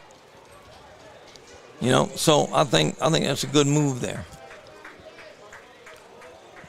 So if you're Rummel, I got to believe you don't throw through here. If he steals second, he steals second. It's up to Clavery to get the hitter in this situation. As a coach, though, I used to hate just to automatically give up a base. Well, Alexandria did it earlier, and it paid off. Right. I mean, I might come out and throw to third or come out and throw back to the pitcher. Well, here we go. Yeah. First and third, 2 outs. He's not going, and that's high and away. So not close. It's 1-0. Now he's throwing 5 straight balls. Well, 4 straight balls. No, he walked the guy intentionally. Yep. 1-0 the count. Crenshaw third, Scott at first. 1-0 pitch. Fastball strike. It's 1-1. Nothing in the bullpen right now for the Raiders. Pitch count's not a problem right now. No. 73 for Clavery. The ball and a strike. Runners lead. Pitch on the way. Fly ball very high in the left. Should end the inning. Ramirez coasting under it. 2-hand catch, inning over. Good job by Clavery. No runs, no hits, 2 left. They've stranded 3. We played 5, and we remain tied at 2. Well, he made his pitches, Kenny. Absolutely, and what was great about it, what I was impressed with, Coach Briggs obviously wanted to let his guys hit and did not want to take the chance of getting thrown out at second base. I'm surprised they didn't start him. I think you got to make the defense do something there. I do too, but I'm as a coach, I'm saying in my head, well, I want my next two guys to hit if I can. That's my two best hitters. So anyway, it didn't work out. Yep. But the chess game begins now. Yeah, I just think that based on the pitching on both sides and the lack of hitting on both sides, you got to try to make things happen. Sure. That's what I'm thinking. I mean, I agree. It's. But I can understand the other reasoning too. It's the wheels are always spinning. Now, of course, as I got older, my wheels got rusty up there. But you're always talking about and thinking 5 pitches ahead, an inning ahead, 2 innings ahead about what you got to do. Rummel will have Ryan, Kennedy, and Berg up in the 6th, 2, 3, and 4 in the order. Raiders haven't had a run under second base since the second inning of the game. They've not pressured Jack Lee at all. He's thrown 72 pitches, walked 3, struck out 5. Rummel did not get a runner to third base last night till the 6th inning. Same type of thing as today. Very similar. You're almost looking at a carbon copy. Here is Ryan, who singled and scored, stole a base. He's fly to center. Pitch on the way. He got hit in the back, so there's a free base runner on a breaking ball that didn't break. So you put a lot of speed aboard with nobody out, and Kennedy will bat. We'll see how Frank Cazzo plays it. You got a lot of things possible here. You got the hit and run. You got the straight steal. You got the bunt. A lot of things in line in a game that really could be determined by 1 run. Well, the trouble with bunting here is you got your third hole hitter. A lot of people don't like bunting your third hole hitter, but with the way this has been going, I believe I'd have to sacrifice or steal a base. Well, Ryan has 19 steals. Yeah. He's got 19 steals, including 2 in this series. So, fake bunt steal on this. Give him an opportunity to steal the base. Ryan grabs the lead. Kennedy waits. He is singled, and he's grounded out to second.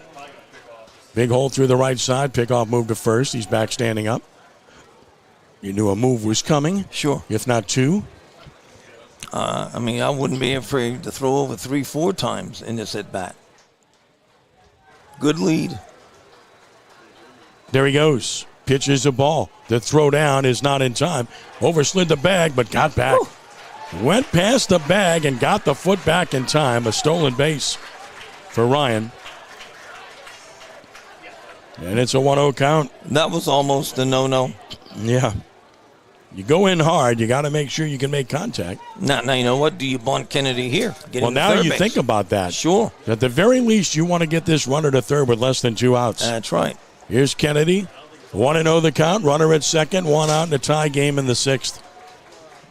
Stretching, pitching, gonna bunt. He bunts it beautifully.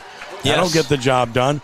Runner to third, and he's safe at first. Ball's thrown away. Run will score. Rummel takes a 3-2 lead. Well, that's what happens when you execute. Beautiful bunt. That's a single. Got to be a base hit and a throwing error. He had the throw beat, Kenny. That's right. A base hit. Right, no question in my mind on that. So a base hit for Kennedy. Beautifully done. No RBI. A throwing error allows Ryan to score. And now Kennedy to second, which is important. Sure. With nobody out, and it's 3-2. And now you got 4, 5, and 6 coming up. I mean, it could not be a better situation for the Raiders. And unfortunately, a throwing error there hurts Alexandria. I mean, they've been playing great. They've been doing a great job. And we're going to visit to the mounds. The first mistake they've made. That's right. They played such solid baseball. Well, Kennedy had that throw beat. I mean, he beat it down the line, but then the throw got away, and, of course, that resulted in Kennedy being at second. And that's a huge run at second base because, you get to a 2-run lead here with the way Clavery's pitching, you got to feel pretty good. Well, I'm looking at the scoreboard right now, and ASH is looking at 2 runs on 1 hit. They're not exactly killing the ball against Clavery. And, I mean, he's just settled down and been great. And unfortunately for Lee, he's been throwing outstanding, and to give up a run that way, it really hurts. But, we talk about all the time. Put the ball in play. Put the pressure on the defense to make the play. Well, that's why, I've been saying, they haven't tried to bunt the ball. And, you want to make people move, make defenders move, make them make a play. And Kennedy did a great job. Yes. Just great execution. At the very least, He had a sacrifice, Correct. but he beat it anyway because he bunted the ball so well. Correct. And then So- he beat it down the line in good shape, too. So, watching the bunt, I'm saying to myself, okay, worst case scenario, Yeah. as I'm seeing the guy field the ball, Yeah. you got one out with the go-ahead run at third, and then I see the ball going out in the right field. I'm like, so now it's a 3-2 game, and you got another runner back at second base. so that's a big run at second. And now how do they play it with Evan Berg? He is your cleanup hitter, but Yeah, bunt's a good play here, too, though. I agree, but You've got Gennard and Nix behind him. I think we'll see how Rummel plays it. They're expecting bunt, moving in on the infield of the corners. Berg is grounded out to drive in a run. He's also grounded out to third. The 2 infield ground balls. You've got Kennedy at second with nobody out. Rummel's up 3-2. Stretch. He's going to bunt, and he took it wisely down and out. Ball 1. I like it. I really do. Yep. No, I think it's a good play.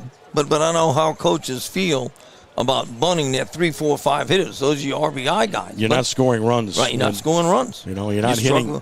You struggle for 2 days. You got a bloop and a bunt single in this one. 1-0 the count. Pickoff move to second. Gavin gets back standing up. Please get down in the dirt on that. I mean, I would hate to be tagged out because you decided to come back in standing up. 1 ball and no strikes. Steps off. High school baseball and Crescent City Sports brought to you by the Lamarck Motor Company.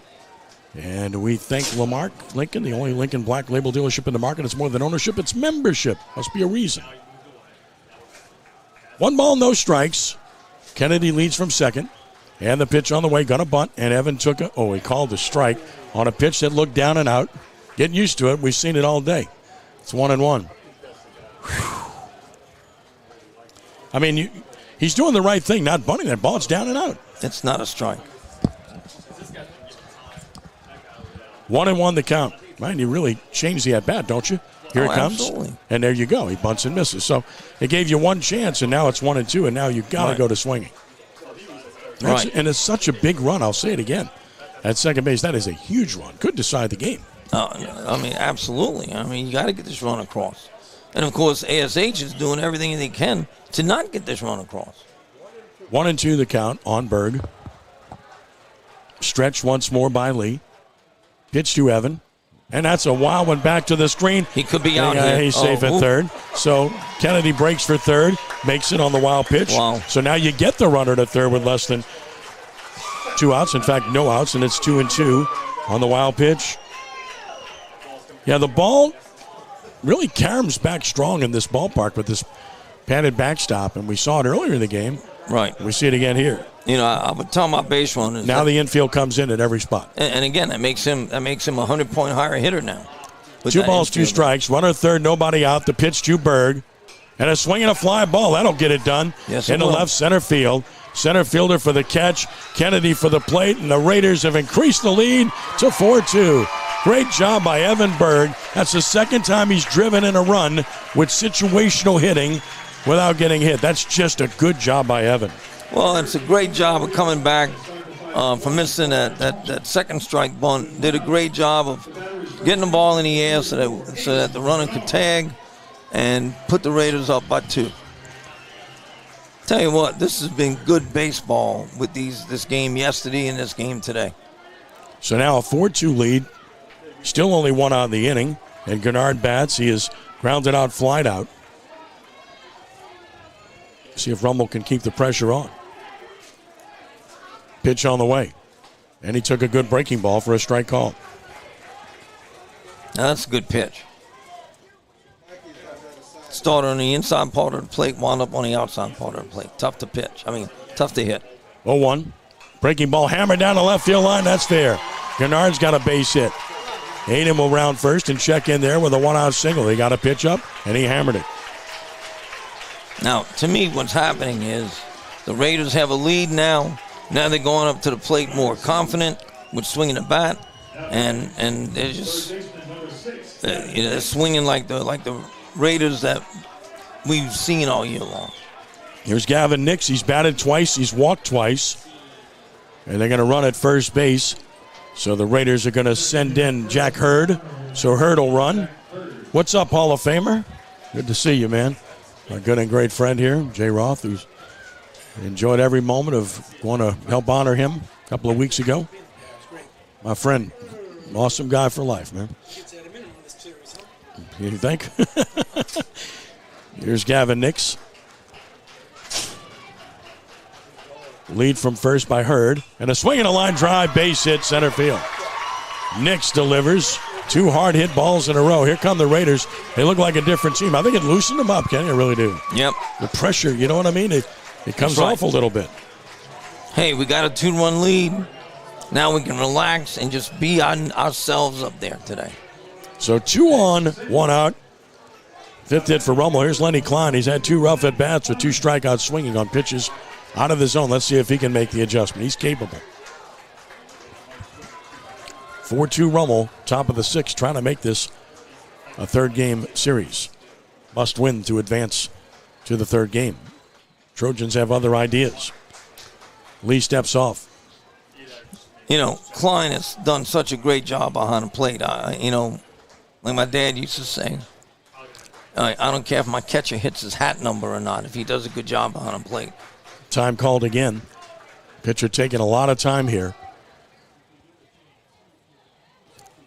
Don't see any action in the Alexandria bullpen.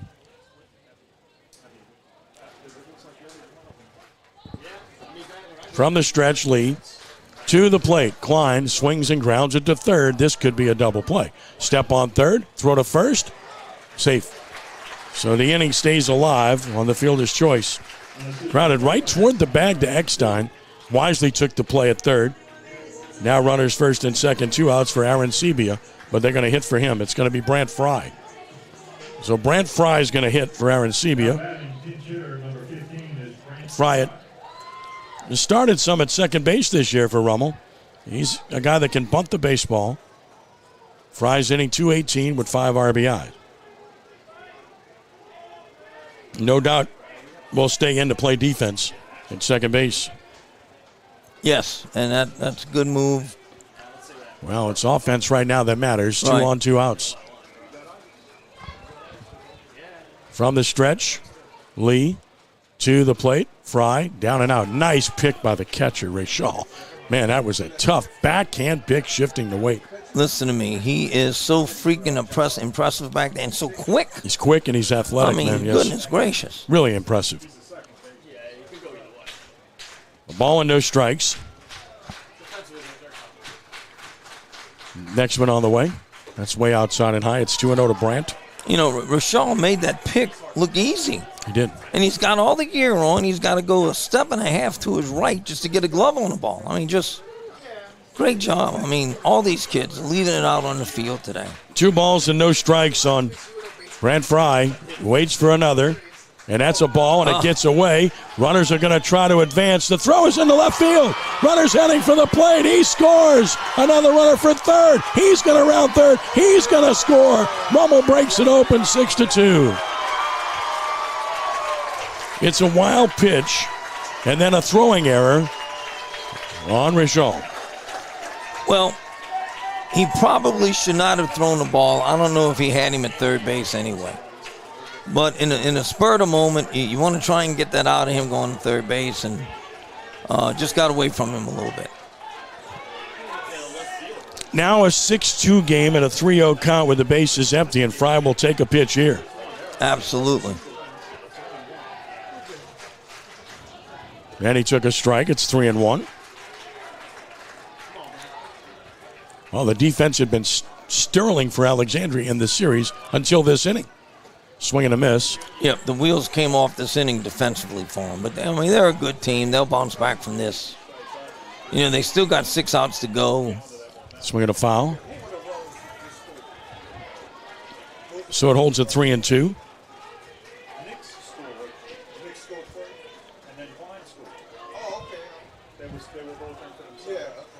Outside. Oh, my goodness. No. He calls that a strike. That pitch doesn't get any of the plate.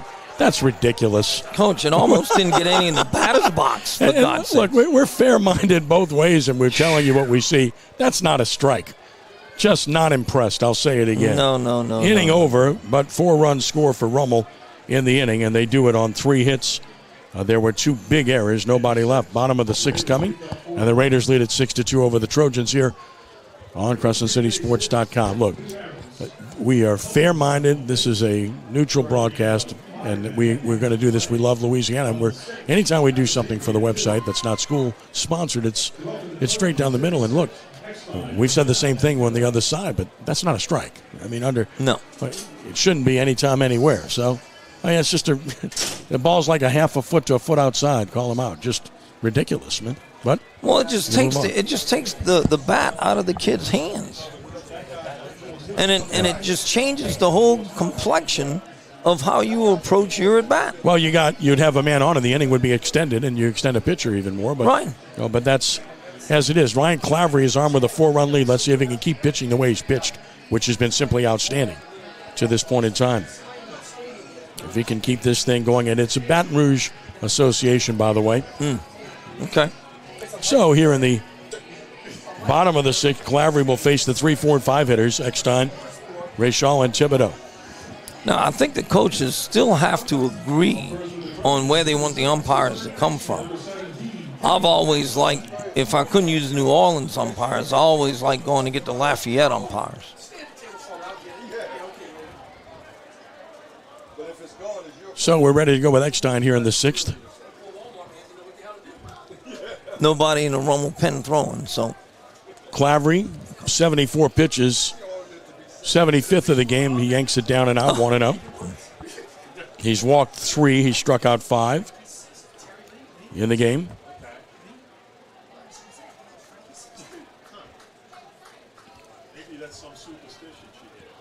Eckstein back in. Clavery works from that third base side of the rubber. And he's ready with a 1-0 pitch. And he yanks another one down and out, 2-0. I said this earlier with the Ash pitcher, with Lee. The Raiders jump up with 4 runs now. You cannot walk the leadoff hitter. Swinging a foul back. He was swinging at a fastball. It's 2-1. Not taking there. No. So 2 balls and a strike. I mean, sometimes as a coach, you have to put the stop sign on, and you hate to be nostalgic, but in the old days you didn't have to do that. 2-1 the count. Next one is on the way, and he's high and tight, so it's 3-1. And the bullpen will get busy for Rummel. Yep. 3 balls and a strike. And the pitch. Fly ball, right field, should be handled. Kennedy is under it. He's there. He's got it. 1 out. 5 more to get for Clavery. Here's Rayshall. He struck out, and he's flied to center.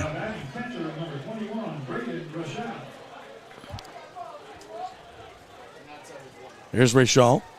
Peyton Spadoni is throwing in the bullpen for Rummel. So is Capacey. They're playing catch, the 2 of them. Bowman Capacey. Here's Rayshall, and here's the pitch. Swinging a little looper toward right, and that's a base hit. Out of the reach of Fry, who's checked in at second base. That's only the second hit of the game for Ash. It's a 1-out single for Rayshall, and it's not hard contact, just a blooper to right, but it counts. Found a hole. And now you get Thibodeau, who has the big hit for Ash, a 2-run double, and he's also reached on an error. We'll get a runner at first base. That's going to be Jacob Dean, who will run at first. Checking in at first, courtesy run for the catcher, number 25 is Jacob Dean. Jacob Dean runs as a courtesy runner. That's the old saying with that little dinker, hit them where they aimed. Texas leaguer, bloop single, whatever you want to call it. Just found the place where there was nobody there. Here's Thibodeau. Double plays in order here. Dean a lead from first. Pitch on the way. Way high and outside. It's 1-0. 6-2 Rummel, bottom of the 6th inning, trying to extend this to a third game. Winner of this series goes to Sulphur, to the state semifinals, select Division I. Here's the pitch. That is low and inside, so it's 2-0. He's been falling behind in this inning. Yep. And again, indication that he might be getting a little tired on this warm day. Could be tired, and he also, they had a long inning last inning. Where maybe he just cooled down too much. Here's the 2-0 pitch. Swinging a fly ball to left. Hanging up for Ramirez. He's there. He's got it. Round number 2. It's a 2-0 pitch, too. They're swinging. Down by 4. So Right. helps the pitcher. 2 gone. Brian Keller's up in the bullpen for Rummel as well. And with 2 outs, here is Nate Oney. Came in to bat in the 4th as the DH. And stays in and bats for a second time here. Here's Oney from the left side. Pitch on the way. Breaking ball beat on the ground to second for Fry. He's collected it. He throws it. He gets him. And Clavery continues to pitch a wonderful game. Yes. No runs, a hit, 1 man left. That's 4 stranded for Alexandria. We go to the 7th. Rummel 6, Alexandria 2. Can't say enough about Ryan Clavery, Ken. He gave up those 2 unearned runs in the first, and he's just shut it down since. Just, again, the approach on the rubber that he's done when he throws at rubber, I'm going to throw strikes, I'm going to put the ball in play, my guys are going to make the play for me. And that's what it's been like. You know, they have responded to a couple of base runners and making them play with runners on base. So, I mean, he has just done a great job. Now, next inning, you know, if you don't have another big inning, maybe he can come out right away and start jumping ahead of the kids of the ash hitters in that last inning and just put it away. That's what you want to do. Now, Ash, on the other hand, you know, you got 3 outs left. You got to hold them here, and then you got to come in and make it a ball game. You know, one batter at a time, 1 pitch at a time. Jack Lee back to the mound, so at the very least, Alexandria is being able to preserve its pitching for a 3rd game if it's played. Here's Ian Smith. Each team has used just 1 pitcher in this game. That's important with pitching depth, as mentioned, with possibly a deciding game to follow this one. Pitch. That's down for a ball. 1-0 to Smith, who's fly to center and struck out. 92nd pitch for Lee. Swinging a foul, and he ropes it down the left field side. It's 1-1.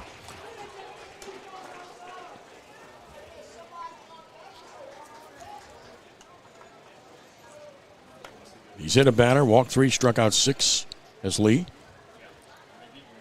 1-1. High, and it's 2-1. Done a great job on the hill for the Trojans. Outstanding. Again, just a freshman. Yeah, he's 14 or 15, for God's sakes. Pitch is high. Had to wait to see. It's 3-1. Well, I mean, we got to wait and see on every pitch right now. Well, that pitch has been called a strike previously. 3-1 to count. And another. That's high, so a 4. Walk to Ian Smith to start the 7th. Rummel tries to play add-on, and we'll see how they play it with Ruben Ramirez. He is a pretty good bunter. But up by 4, they might swing. We'll see. And we're going to visit to the mound. And might that be all for Lee? They've had action in their bullpen.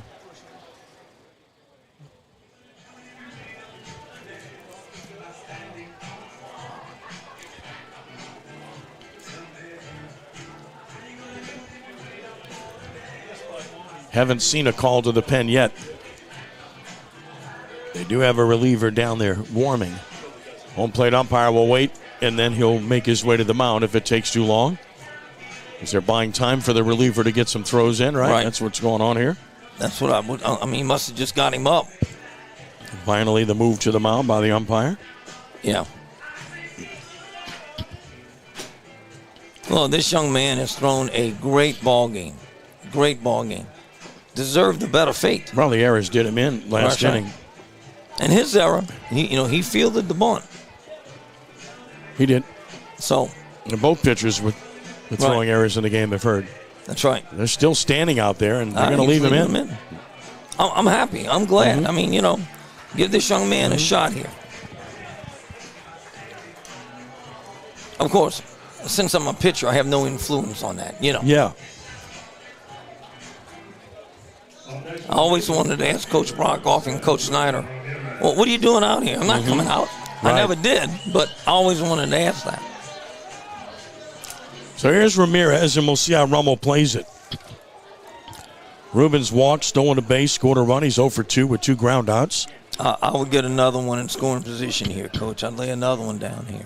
Move to first. Well, the other thing about that is Ruben runs so well. He has a chance to beat it out, as we saw with Kennedy earlier. Gonna bunt. Took it down, 1-0. I'm laughing. My dad would never come see me coach. He said I don't bunt enough.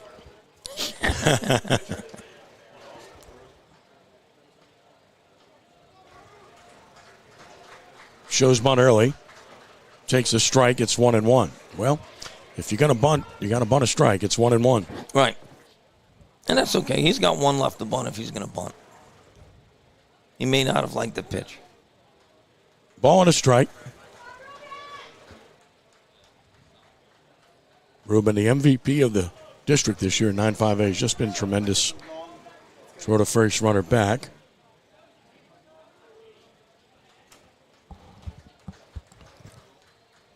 Showing bunt early. Going to swing, a slash play. Took it down and out. It's 2-1. That's interesting. I like that. Got the third baseman, Eckstein, charging hard, makes him think twice. Or the third baseman thinks he's going to get killed. That's what's making him think. 2-1 the count.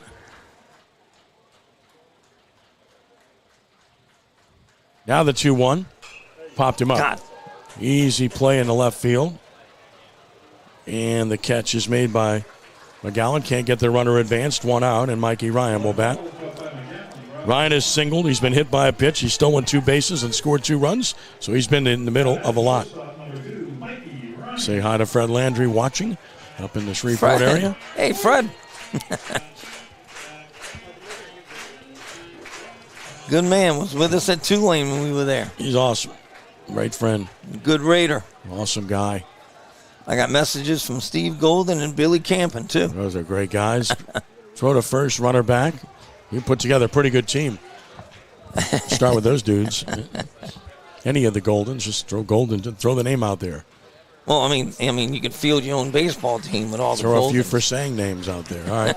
Pitch on the way. Breaking ball strike to Ryan, 0-1. Oh, he thought that was way down. Hey, look at him. He's just, but this has been the way it's been in this game throughout. And we continue to just let you know because we're not here to bash umpires. In fact, as I mentioned, I give them credit all the time. Right. But this just hasn't been a well-called game. No, they've been inconsistent both ways for both pitches. Hopefully the next one will be better if there is a next one. This pitch is down, and it's 1-1. And the hitters and the pitchers will tell you. Yep. So will the catchers. They will let you know. Right.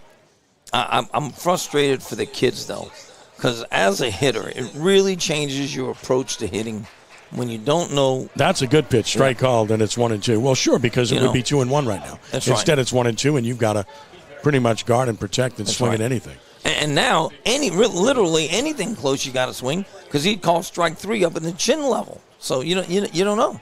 Ball and 2 strikes. Runner goes. Pitch is swung on. Fly ball high and deep to left. Left fielder is back. Track. Wall. This is gone. 2-run home run. Mikey Ryan. And Rummel has an 8-2 lead. Ryan launches one. His third of the year. RBIs 17 and 18. The Raiders in command. Yep, that ball was hit, and it had some height to it. It wasn't a line drive, so it was pretty well hit right there. So 6 runs the last 2 innings for the Raiders. Breaking it open, the lead 8-2 here, and now Gavin Kennedy, who's been in the middle of things. He's got 2 hits, a run scored, and an RBI. And now this will be a pitching change. So they went down the line with Jack Lee as far as they could. He's at 104 pitches, and obviously in the last 2 innings has kind of run out of gas. And didn't get a lot of help on the defensive end either. No. He deserves a nice hand. He did a really fine job here today, despite the fact that 8 runs are on the board for Rummel. Right. I mean, for a rookie, he's done a great freshman, job and has certainly deserved a little better fate today. Maybe not an 8-2 score. It maybe should be 4 or 5-2. Great job for that young man. Trent Hennessy, a sophomore, will take over. Trent Hennessy will be the new pitcher. So Hennessy takes over. Here in the 7th, Hennessy, 4 appearances, no record, a 4.57 earned run average. He's only pitched 7 2/3. So they're trying to save the best they have for another game now. Yep. Hennessy with 11 hits allowed, 7 runs, 5 earned, 6 walks, 6 strikeouts on the season. As Lee departs.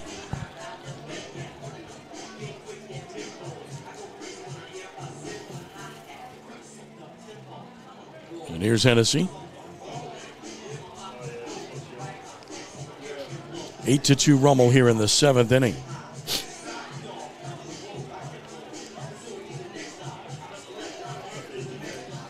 Well, I mean, a good ball game has just been opened, but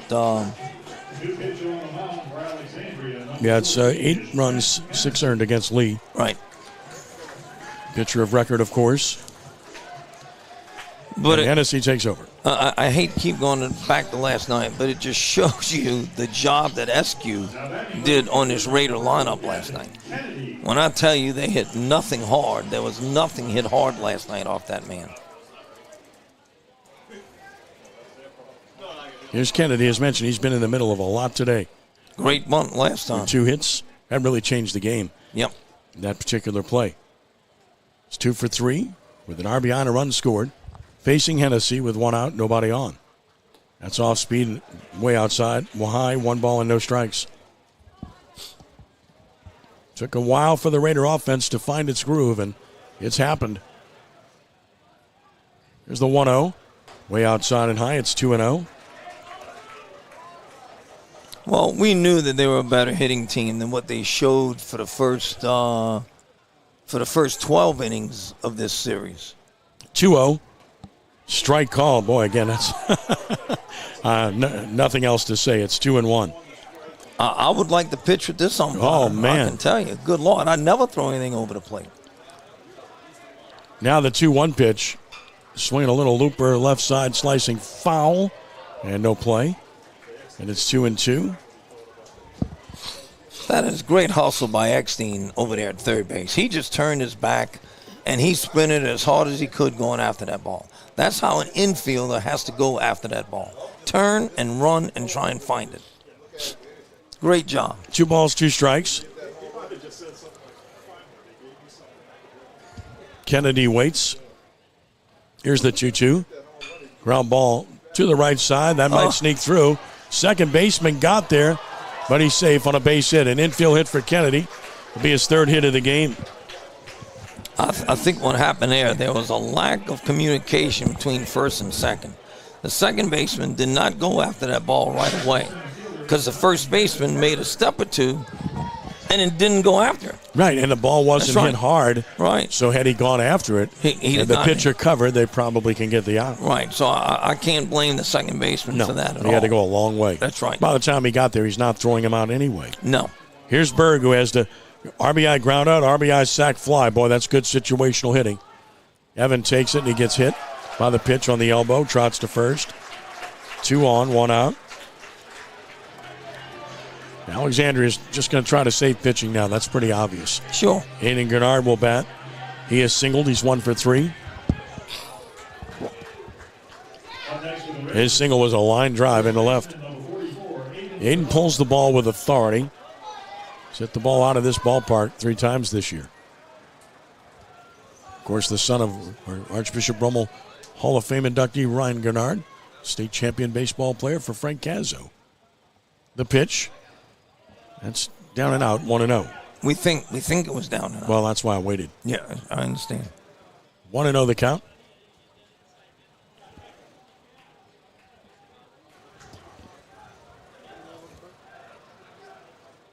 Check of the runners. Gennard swings and ropes a base hit to left field. His second line drive hit. Kennedy will stop at third. Hit the ball too hard for him to be able to score. So the bases are loaded with 1 out for Gavin Nix, a good hitter. And a chance for the Raiders to really open this one up. Well, if Gavin can hit one over the boards here, he can send everybody home for about 30 minutes. Gavin Nix has walked twice, lined a single, scored a run. Louisiana Tech commit. Making his way to the plate.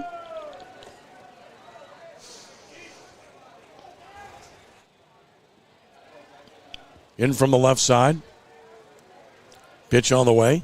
Way outside and high for a ball. Not much velocity from Hennessy, but Rummel struggled with that yesterday. 1-0 the count. Bases loaded, one out. Maybe they should have started him. Here's the 1-0. That's high and away, so it's 2-0 to Gavin. If another game is played, will be played about 30 to 40 minutes after this one is concluded. 2 balls and no strikes. And here it comes. And that's in the dirt. A wild pitch. Kennedy for the plate. He will score. And it's a 9-2 game, and the other 2 runners move up. There's only so much a catcher can do with balls in the dirt. I mean, that ball looked like it was like 59 feet. You know, I mean, it's just, I don't want to be a catcher. I admire those guys so much for putting the time and the work that they do. Now second and third, one out. And a 3-0 count on Nix.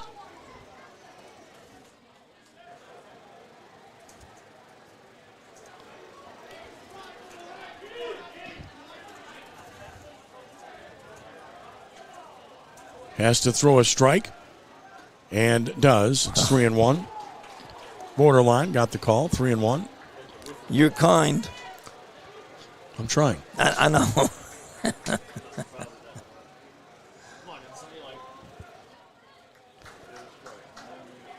Three balls and a strike. Here's the pitch. Swung at ball 4. Flies it to left. We'll get a run home. Left fielder toward the line. Making the catch. Tagging. Scoring. Sac fly. Makes it 10-2. Gavin Nix picks up his 30th RBI as he hits a milestone. That's a great piece of hitting. I mean, the ball wasn't a strike, but it was out away from him on the outside part of the plate, and he did a great job of hitting and just going to left field with that. Great piece of hitting right there. Here's Lenny Klein, who's struck out twice and reached on a fielder's choice, scored a run. Pitch on the way. Ground ball left side. Third baseman, nice play. Eckstein gets up and throws. First baseman doesn't catch it. Runner's going to break for the plate. He's going to score. That's an error on the first baseman. He should have caught that ball. That ball's got to be caught. I mean, that wasn't a bad throw. That's just an error on the first baseman. The wheels have come off for Alexandria here. Yep. So no RBI. It's an error on the first baseman. Gennard scores, and it's 11-2. Rummel, the runner at first with 2 outs, and Brant Fry will bat. He struck out looking, we think, back in the 6th inning. Right. But, you know, for Ash, let the wheels come off now. And let's, you can come back from an 11-2 defeat sometime a lot easier than 1-0. So you just forget about this game and you get yourselves ready to play. Oh, my goodness. That pitch is in the left-handed hitter's batter's box. He called it a strike. Golly. Come on. Almighty. Seriously, man. You got to have some integrity to the game, right? That is high, and it's 1-1. We think it was high. We don't really know. Catcher moved, caught the ball in the opposite batter's box. Alrighty. 1-1 pitch. Foul back. It's 1-2.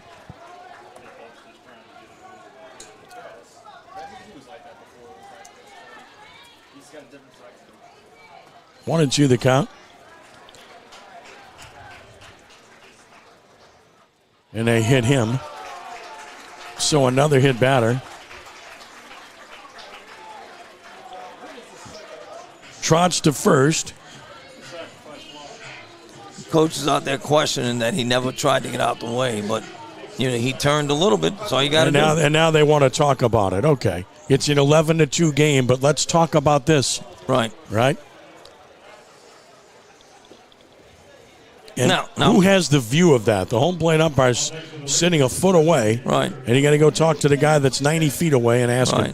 And I hope he's just saying, look, let's just pretend here that we're talking about this. Yeah, I'm just... Where are we going to eat? I mean, they missed a call at second base earlier on a stolen base. Yeah, okay. They do call. I mean, they got to let him have first base, and that's correct. But, I mean, you just want... Nobody's perfect. We make mistakes all the time, but, we get paid to do a job. We make too many mistakes. We don't have a job. Well, So I'm glad you think that you make mistakes. I do, Okay. without a doubt. Ian Smith bats. He started this inning with a walk earlier and takes it in the dirt. It's 1-0. With a base hit, he could end it here. 1-0 the count. On Ian, looking for his first RBI. Great future, though, this young man, just a freshman. 1-0. Swings and hits it out into left field. Could this do it? Here's a runner around third. He's trying to score. Here's the throw home. It is not in time. And the Raiders score the 12th run of the game to make it 12-2. And if the 10-run rule's in effect, it's over. But I guess it's not because we're in the top of the sixth inning. So there you go. Keep thinking the home team situation. Well, normally with Rummel here, yes. Yeah, you automatically think that, right? You had me believe in the game. Well, I was thinking earlier that if they get the 10-run here, then they can hold them to bottom of half and win it. But here, just now thinking they're the home team, and they're not, of course. And here's Ruben Ramirez at the plate in a 12-2 ball game. And he takes a strike. It's 0-1. Ruben's looking for his first hit of the game.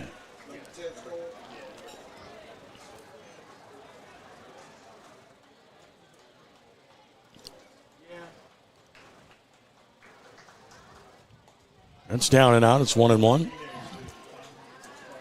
Good for Ian Smith, his first RBI. Yes, that is good.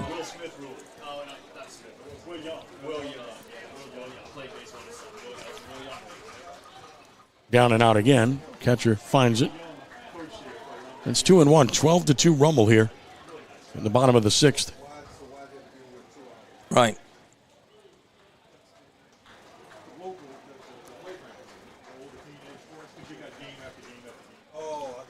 Swinging a ground ball up the middle. Shortstop has been brilliant. Can't get this one a base hit. Runner's going to score. Ramirez drives in his 15th to make it 13-2 Rummel. Now that ball had eyes. It got up the middle, one hit real hard, but found a hole and got another run for the Raiders in. Runners first and second. 7-run inning. And here's Mikey Ryan with the 2-run homer earlier this inning to have another shot here. And as mentioned, it's clear that Coach Briggs is saving his pitching. He's just letting this go. Right. Sure that there will be another game now. Right. Pitch on the way in the dirt. 1-0 to Ryan.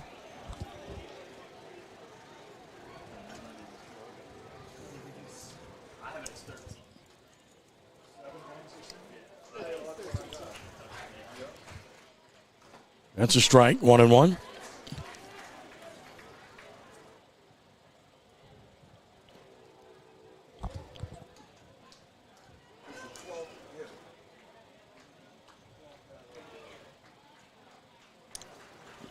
One.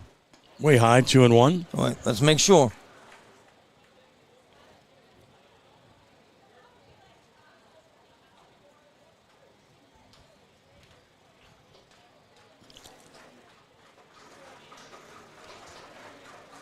Two one, and that's inside. 3-1. Well, this is what the Raiders had to do to bounce back after yesterday's performance.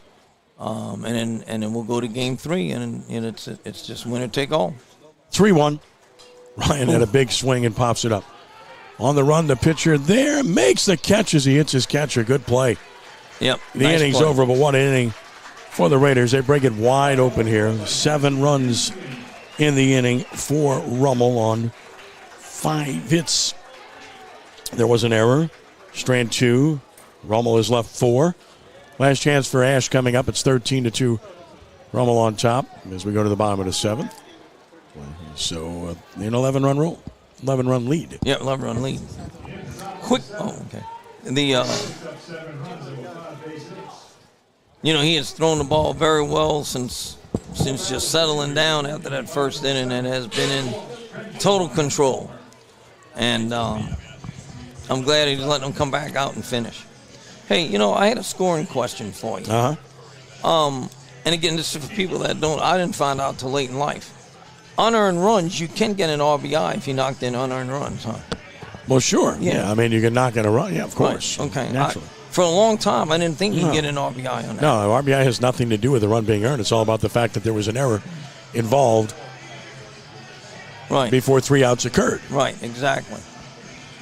So, Which- yeah, I was probably coaching by the time I realized that. So here we go to the bottom of the 7th inning. Clavery trying to finish what he started and save his team's pitching. 84 pitches for Ryan, so he's in good shape to finish this if he's still strong. Ross, Crenshaw, and Palmer will bat.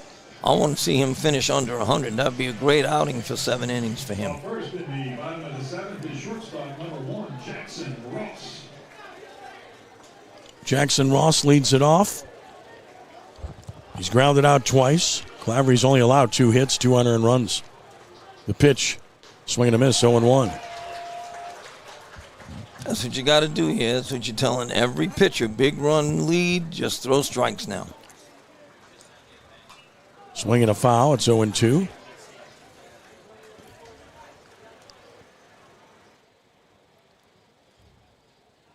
No balls and 2 strikes.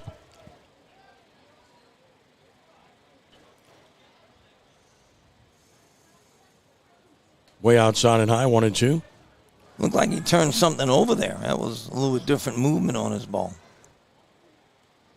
So ball and 2 strikes on Ross, leading off the bottom of the 7th. And he pops it foul and out of play to extend the at-bat. We will have the deciding game for you, in case you were wondering, coming up after this one on Crescent City Sports.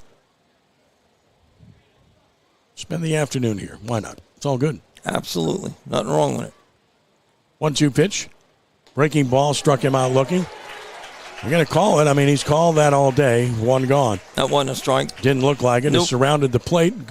It's a good pitch with 2 strikes by Clavery, and he got the call. 1 gone, and here's Crenshaw. He's walked and struck out. Everything I would throw on the white lines for the batter's boxes. Because it's been strikes. That's high, ball 1. So Crenshaw struck out and walked. That's strikeout number 6 for Clavery.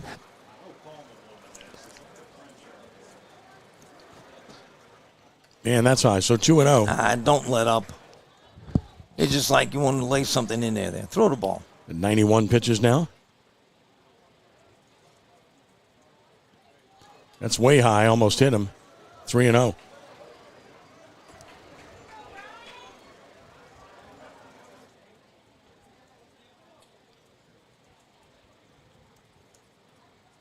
And he's high again. So up in the zone continuously here. Maybe a sign of fatigue. Walks him with 1 out.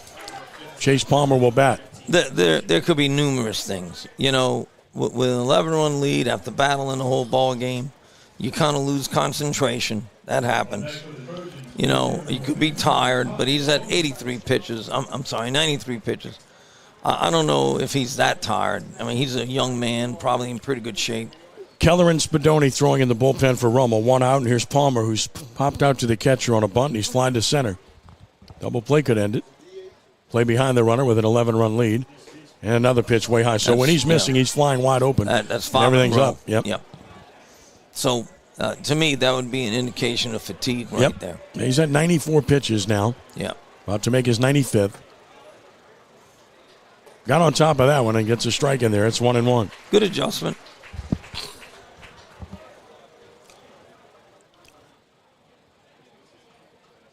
Crenshaw leads from first. Here's the 1-1 pitch. I guess it's down.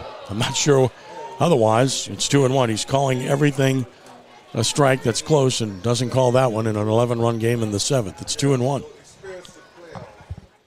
And another. That's a fly ball in the left center field. Ramirez will get there. And he'll put it away for out number 2. The Raiders are 1 out away from extending their season. And here's E.J. Scott, who's struck out twice, and he's been walked intentionally.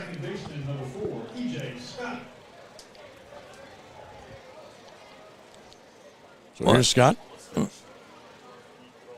That's a good job throwing strikes to the first hitter and the third hitter. He just kind of lost it with the second hitter. So let's see if he can continue here.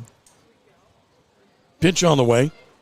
Way down and in on a breaking ball. Good stop by Klein. It's 1-0. I'll say it again. 2 great catchers here in this series. Outstanding young men do a great job behind the plate. 1-0, swinging a line drive, caught by Ryan, and the Riders have defeated the Trojans by the score of 13-2 in Game 2 of this series to even the series at a game apiece.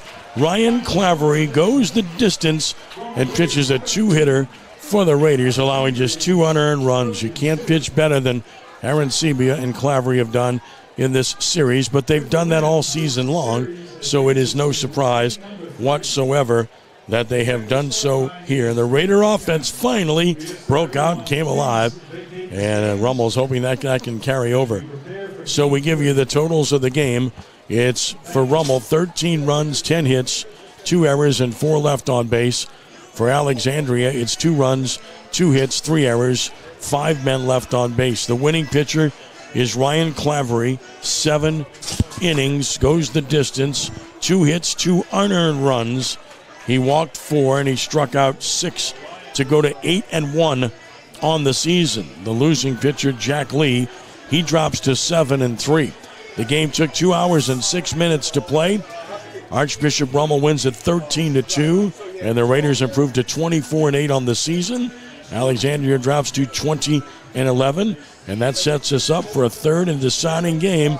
It's even, and the pressure's on both sides, Kenny, but the Raiders broke out, and you wonder if they can carry that over to the third game. Oh, absolutely. I mean, the Raider outlook now is, hey, let's just keep going what we're doing. We're back to ourselves. Let's keep putting pressure on them. Let's keep hitting the ball hard. And Ash is walking out the left field to talk to coach. And, you know, what I'm telling this ball club is this. You've proven yourselves that you can beat them. You know, the wheels came off for a couple of innings defensively this time. Let's just chalk this one up, put it behind us, and let's get going and let's go win this third game to advance to Sulphur.